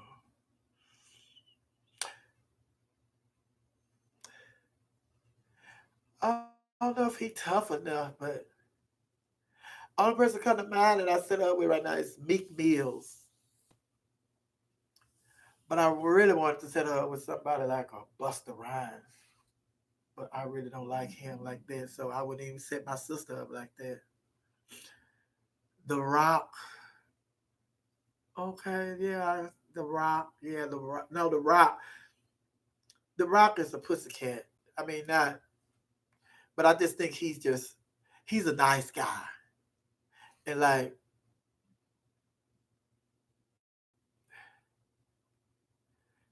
I really want to. No, I'm not setting her up with, I'm not setting her up with what you call her. I know who I want to set up. I want to set her up with 50 cents. 50 cents.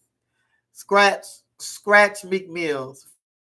50 cents. I'm going to set her up with 50 cents. Yes, honey. 50 cents. 50 cents, Dennis Rodman, and Michael Strahan. Those are the three people I set my sister up on a blind date with. Uh, Malik Yoba. Yeah, no. Oh. Big Miss, somebody said, she is not feeling Big Miss. No, it'd be 50 cents. That's why I was looking for a bad boy like that. And see, that's why I picked the bad boys and one nice boy. Michael Strahan is good, but Dennis Rodman and 50 cents, woo! Baby, that's my sister Lee right there. That's her lane, honey.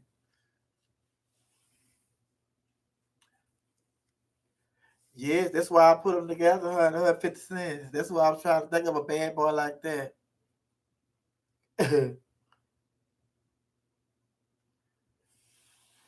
The baby talking to Matt. Baby, the baby, child. On the low. On the low. The gang. Ooh, the gang.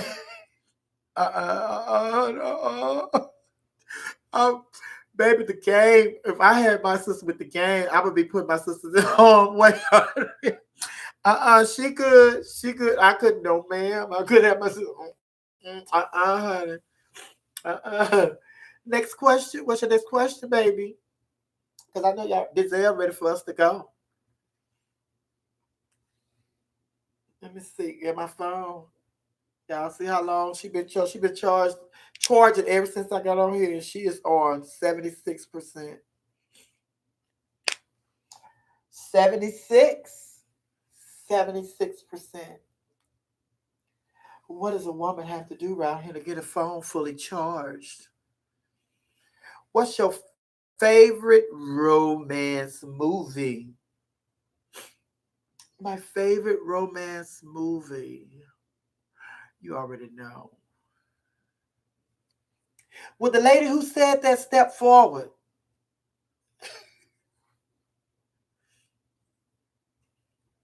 Mahogany. Could you help me get my old man back? Oh.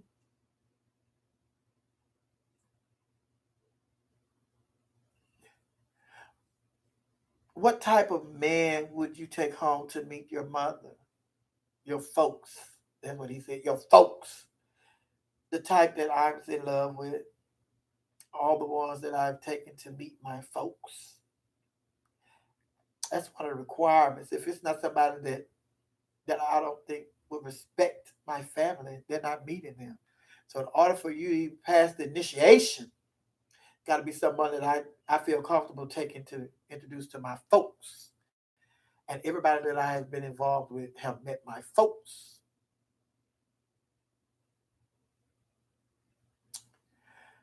If you were the star of a movie and you could select your leading man, who would it be? Mm. If I was a star of a movie and I could select my leading man, who would it be? Uh, this is going to sound crazy to you because you don't know this person.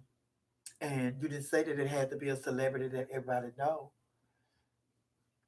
So do you want to, does it has to be a celebrity that everybody know that's an actor?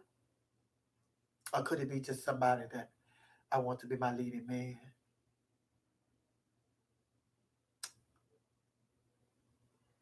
I've never seen Mahogany. But go and check it out. Billy D. Williams and Diana Ross.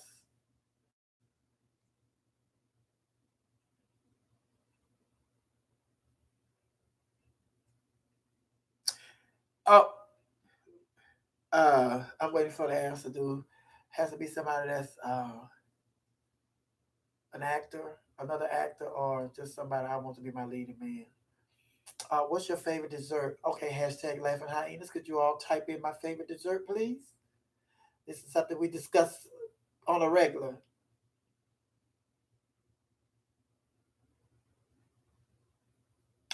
Hello, how are you? It doesn't have to be a celebrity. Okay.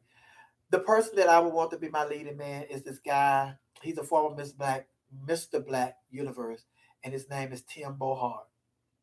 Tim Bohart, and he's lives in Chicago. He's a male lead, and he's an awesome uh, interpreter. So I know he'll have the acting skills to pull it off because I've seen him do it during his reign with his queen Sasha Valentino. So and he's just the tallest, most handsome thing in the world.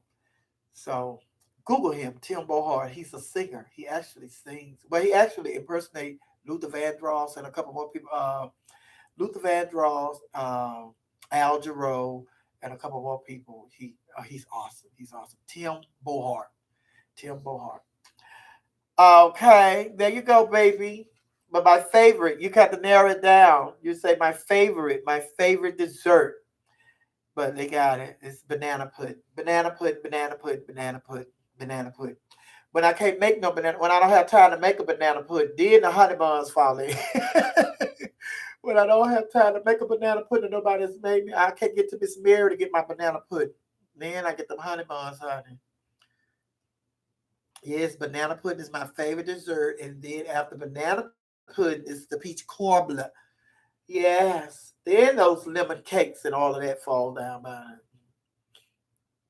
it. No, no. Do you like a lot of bananas in your banana pudding? A lot of cookies. I like a lot of cookies. And now I have gotten to the point where I tell people because I don't like the banana pudding. I don't like them cold. I don't like you putting my banana pudding in the refrigerator. I like it when you first cook them. And so now I tell the people because I don't like it when the bananas start to get all mushy and stuff. So I tell people now that fix me a banana pudding, make half of it with bananas and the other half with just the pudding and the cookies. Because I don't like when them cookies start getting mushy and turning brown and all that. Yeah, I don't like that. Oh, Tim Bohart. He's out of Chicago.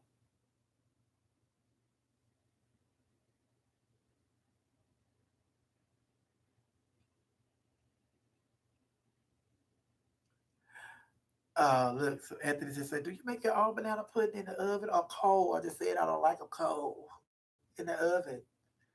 In the oven. I'm from Japan. Nice to meet you. Nice to meet you too. Like and share this video. Like and share this video. And we need to get our subscribers up to 100 million by the end of April. We only have 9 more days. 9 more days. Uh-huh.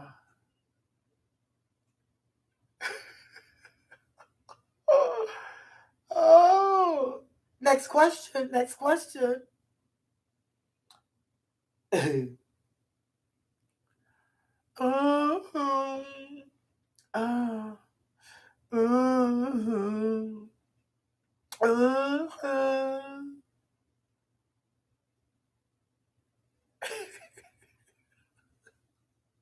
They say I'm live on Will You Radio. What are you talking about? Taping them. Sophia, are you still live on Will You Radio or taping them? I'm live. Child, live. I have to know what's going on, honey. What's your favorite cut steak? You know what? I've just always been.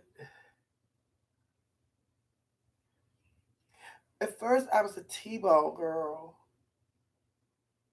And I'm going to go and stick with my T-bone because the ribeyes and the center cuts and all of that, it's just like, it's nothing like a good old, well-cooked T-bone. Can't go wrong with, especially, oh my God, especially at Bones Restaurant. And then they had this restaurant here in Atlanta, but it's no longer there. But baby, cow tippers. Ooh, baby, cow tippers, honey.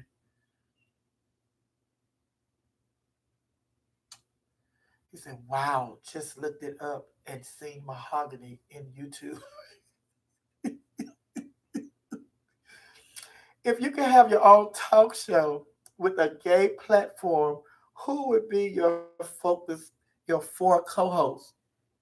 If I could have a talk show, your own talk show with a gay platform, who would be your 4 co-hosts?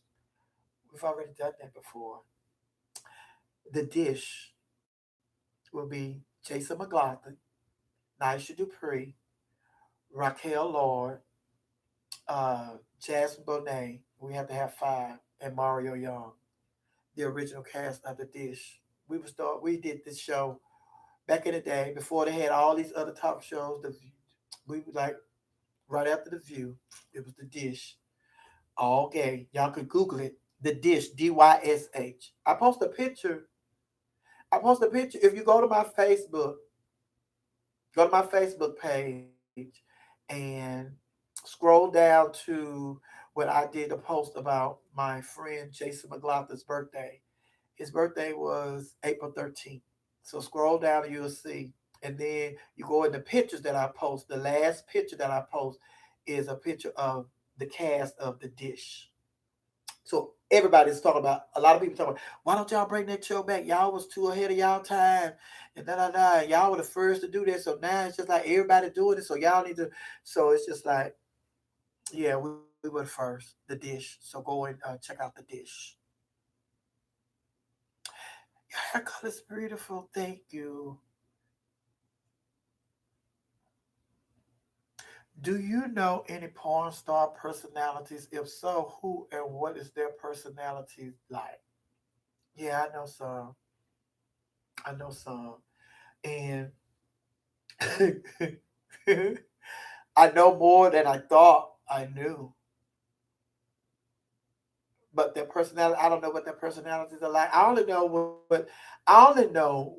you know, what I see when we're on shows and I introduce them. All I do is introduce them, so I can tell you what their personalities are like because I don't hang with them. Oh, God, go Denzel. Because I don't hang with them. But they seem to be nice, individuals from what I witnessed.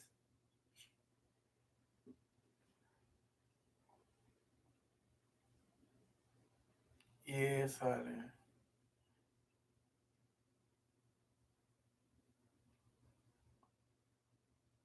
Uh,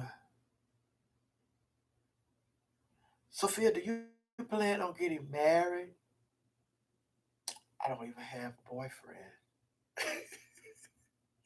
So when it comes to marriage, I'll have to think about that because that's not something that I have really, even thought about. I haven't gotten that far. It's like I have to get to the meeting somebody first and then go through the dating stage and then figure out if this is somebody I want to spend the rest of my life with. It's gonna be that process.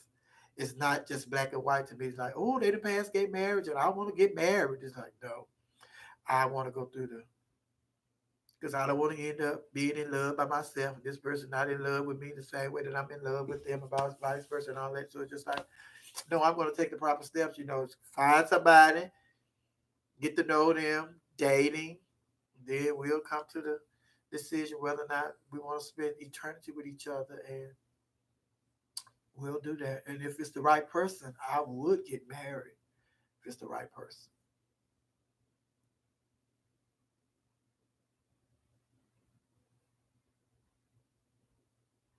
Which drag queen was your favorite on Tu Wong Fu? OMG, OMG. Are you serious? I liked all of them. I liked all of them because it was see this is the type of thing that you can't say which is your favorite. To me, I can't say which is my favorite because they each have their own lane, and I appreciated each one of them for their lane. So it's just like I loved all three of them. Miss Chi Chi, and then like Zima, and then what was the other name? Miss V. And what was her name? It's just like I liked all of them.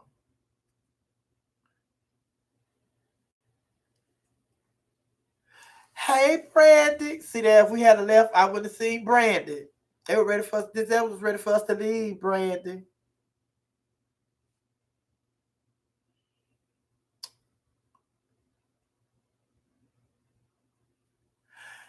Would you date a gay man, a film man, etc.?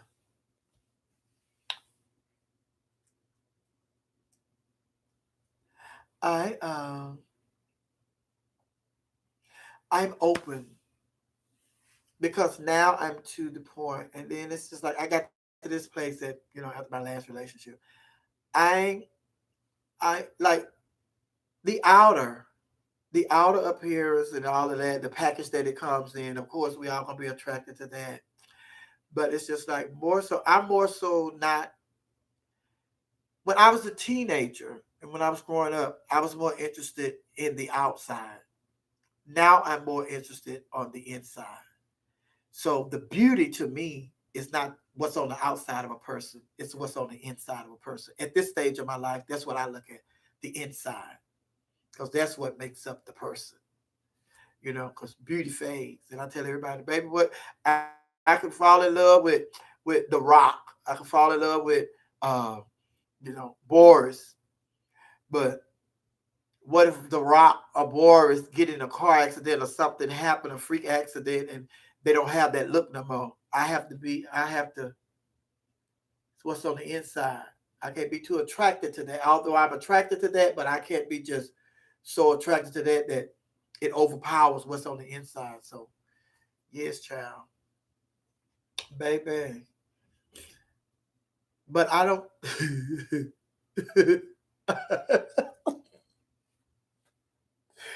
Oh, yes, honey. Yes.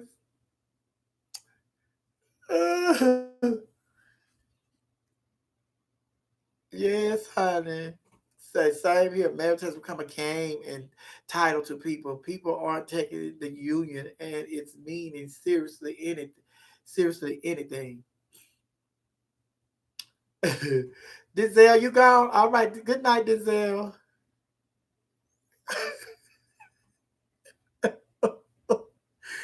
Oh, oh, Denzel, you have to rest from. We come on late at night. You have to get your rest. What's your favorite song from Waiting to Exhale? Oh, what other songs? Honey? Let me see. I know there's the one with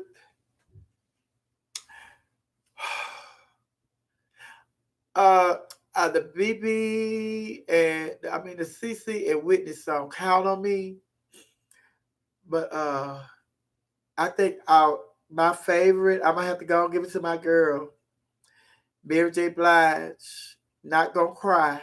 I'm not gonna cry. Not gonna cry. I'm not gonna cry. I'm not gonna shed no tears. No, I'm not. Mary J. Blige. Yeah, not gonna cry, honey. And then, I can't forget my girl, but there's some good songs in there. That Aretha Franklin song, baby. Oh my God. I like the Aretha Franklin song too, honey.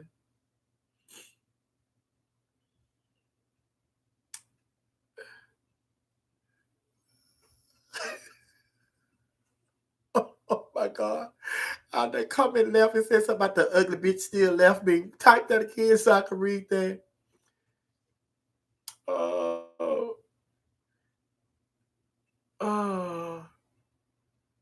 Count on me to think and think. Shoot, shoot, oh, shoot.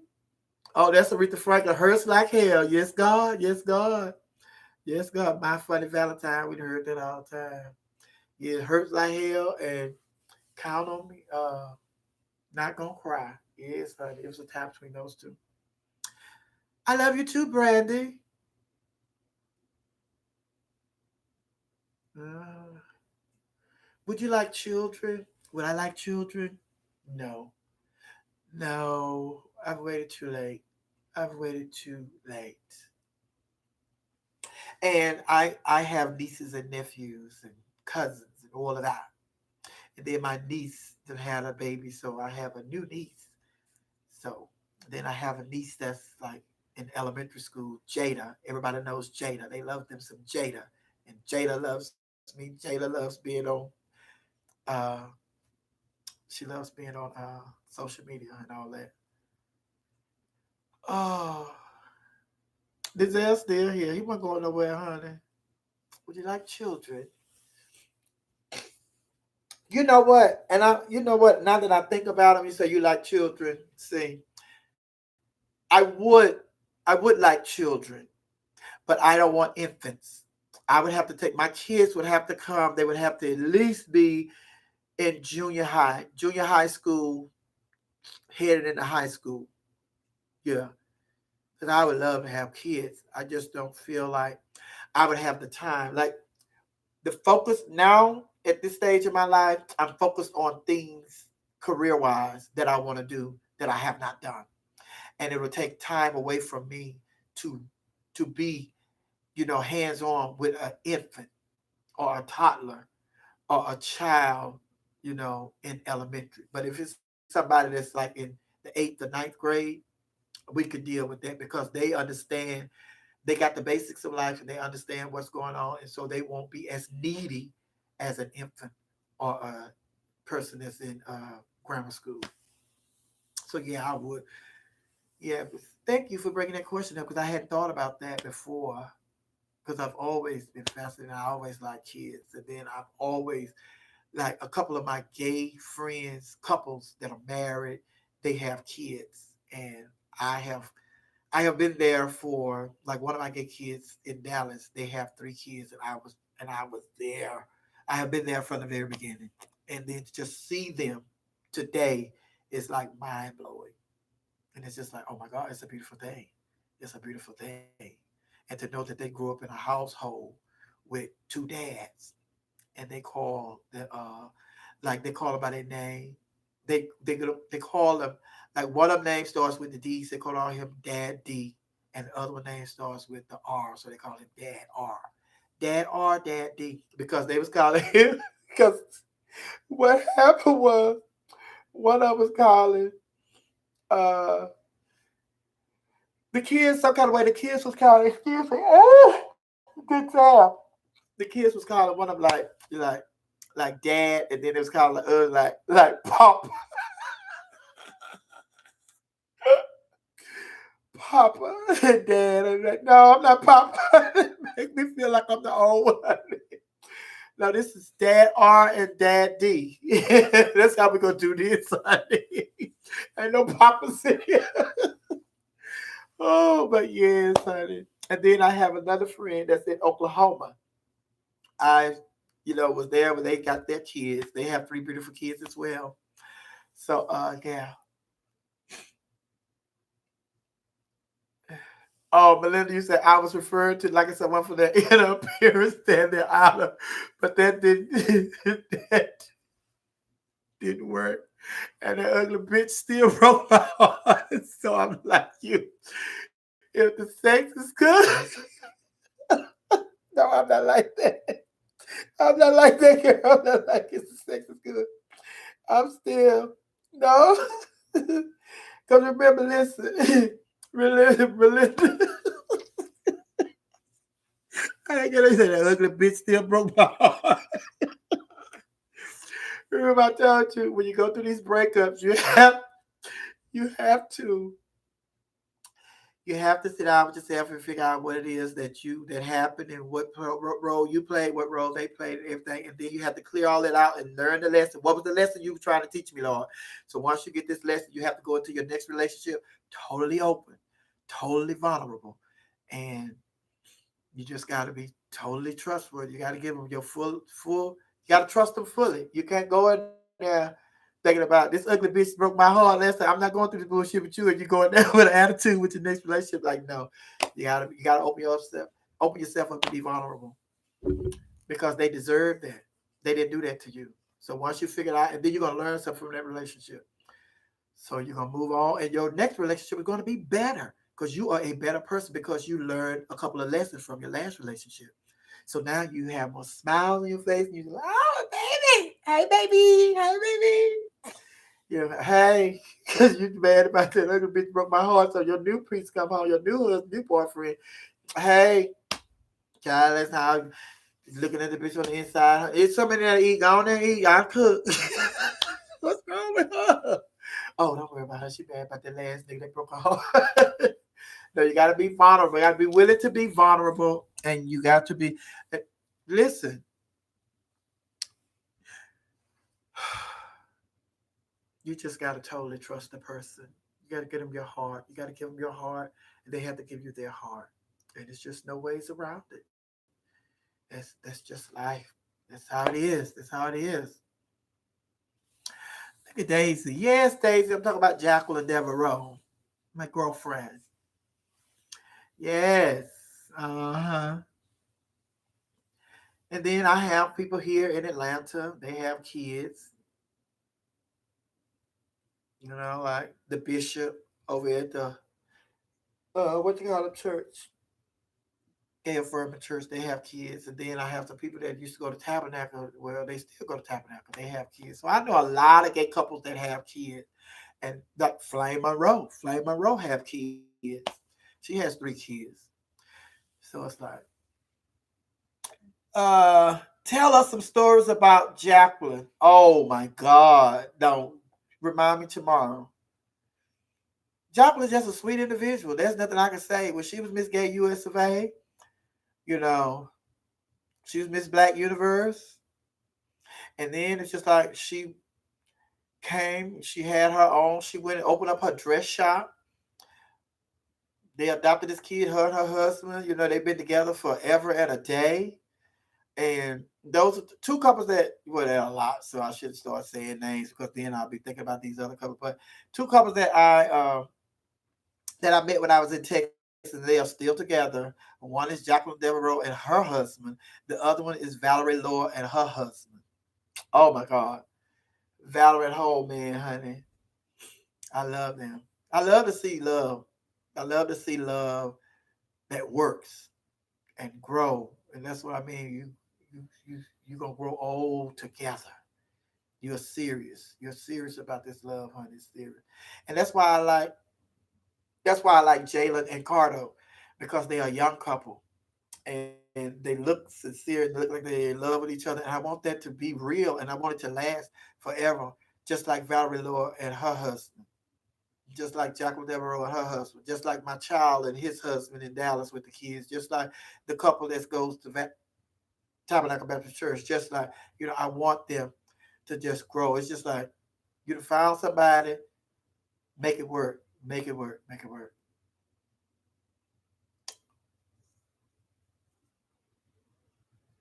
Sophia, you were the first. You started this. Started what? What tomorrow? You want to be here 3 more hours? Denzel, calm down. Calm down.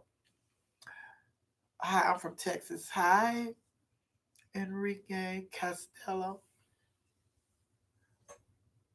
What part of Texas? Which character was your favorite from Noah's Ark? You already know.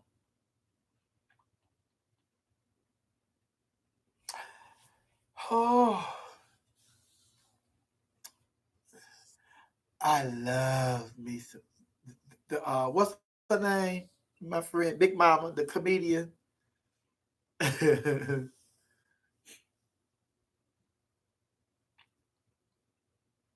Look, Daddy, good morning. You look pretty.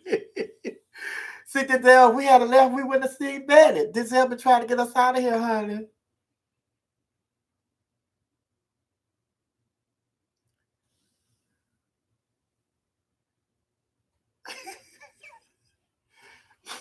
Oh, Melinda. Everybody stretch your hand this way, Lord. We bind that demon that's trying to take over Melinda right now, Melinda, honey. That is an old past relationship.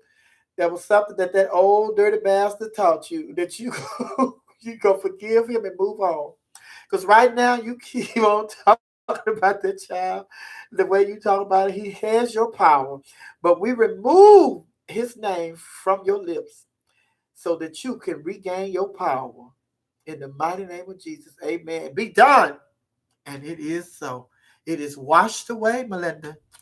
There should be no more. I want you to call him and say, thank you. Thank you for what you did for me. You taught me a lot with your handsome self.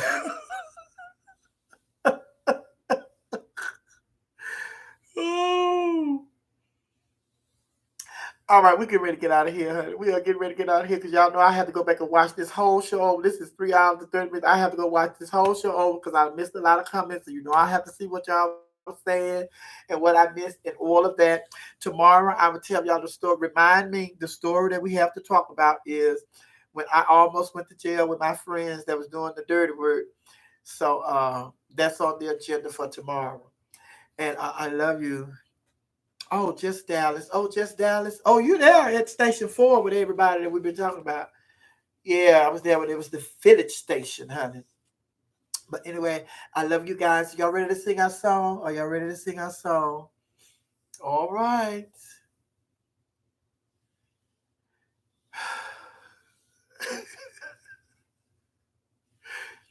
I'm so glad we had this time together. Just to sing a song, a share, a laugh or two.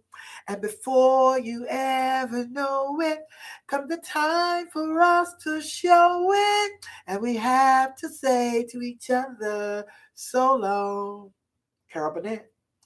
I'm so glad we had this time together just to sing a song or share a laugh or two. And before you ever know it, come the time for us to show it. And we have to say to each other, so long. Good night, my hashtag laughing hyenas. I love you. See you tomorrow. Join me tomorrow on We Are You Radio between hours of 2 p.m. and 6 p.m. All right. Good night. Good night. Thumbs up, share, like and share this video, like and share this video, like and share this video. Tell all your friends to join us. Join the hashtag Laughing Our Eaters to make sure they subscribe to our YouTube channel. We got to have 100 million subscribers by the end of April. We only have 9 days to get up to 100 million subscribers. We can do it. Good night, Betty. Good night, Aaron. Good night, Enrique. Good night, Denzel. Thank you, Denzel. Love you. Good night, Anthony. Good night, Went to 22. Good night, Tabby. Good night, Betty. Betty. Hello, Betty. You've been in here all night. You've been hanging with us all night, Betty. Good. No, you would. I saw you saw the video that I did with my song, my stimulus song. My baby hashtag laughing hyena. Betty, Betty, Tristan. Good night, Sophia. What? Good night, Sophia Harrington. What is that? What is that? This is Sophia Harrington. It's Macintosh. It's Macintosh. What are you talking about? Like and share. Like and share this video. I'm getting ready to go. This is the cool down period. Like and share. I'm getting ready to go. I'm ready to go. Like and share. Betty, it was so funny. I enjoyed doing it, Betty. Betty, it was so funny. I thought so too. Thank you for confirming it for me. But good night, Will. Good night, Tony. 94 underscore 94. I love you.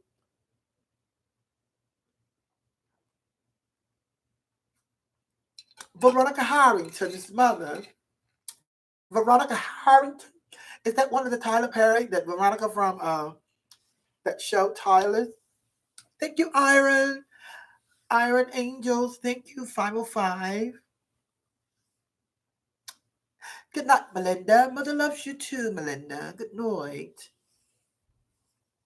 No, Tony underscore 94. I love you more. More than infinity. Good night, Daisy. Okay. Let's cool down. We have actually the have nots Veronica. I thought that's the only Veronica that I know. I hear talk about Veronica all the time. So I figured that's who you were talking about. From the have not. I didn't know the show because I don't watch the show. But saying so we have actually like 40, 45 seconds because we have like countdown for a minute.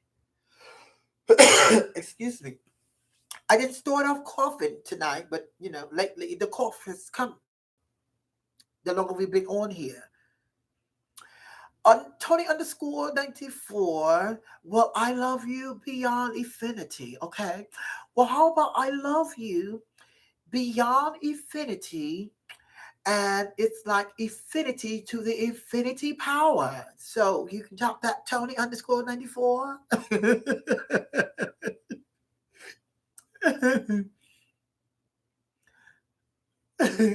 She's like, girl, why do you sound like you're being interviewed for the Super Nanny show? What are the kids? What are the bedrooms? I need to see where they sleep. And therefore I can tell you if the quarters are large enough for the kids, so they need to have their own separate quarters. Oh, quite, hi, quite a bee. Where you been? Good.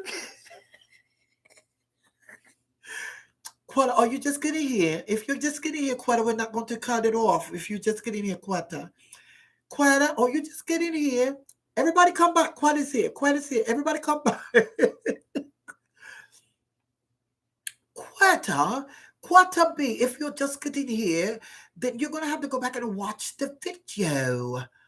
Girls, do you know that we're up to 3 hours, 38 minutes, and 57, 58, 59, 39 minutes. 3 hours, 39 minutes. And I have to go. What kind of, just think, you and I will be able to watch the video together because I'm going to go and watch it too.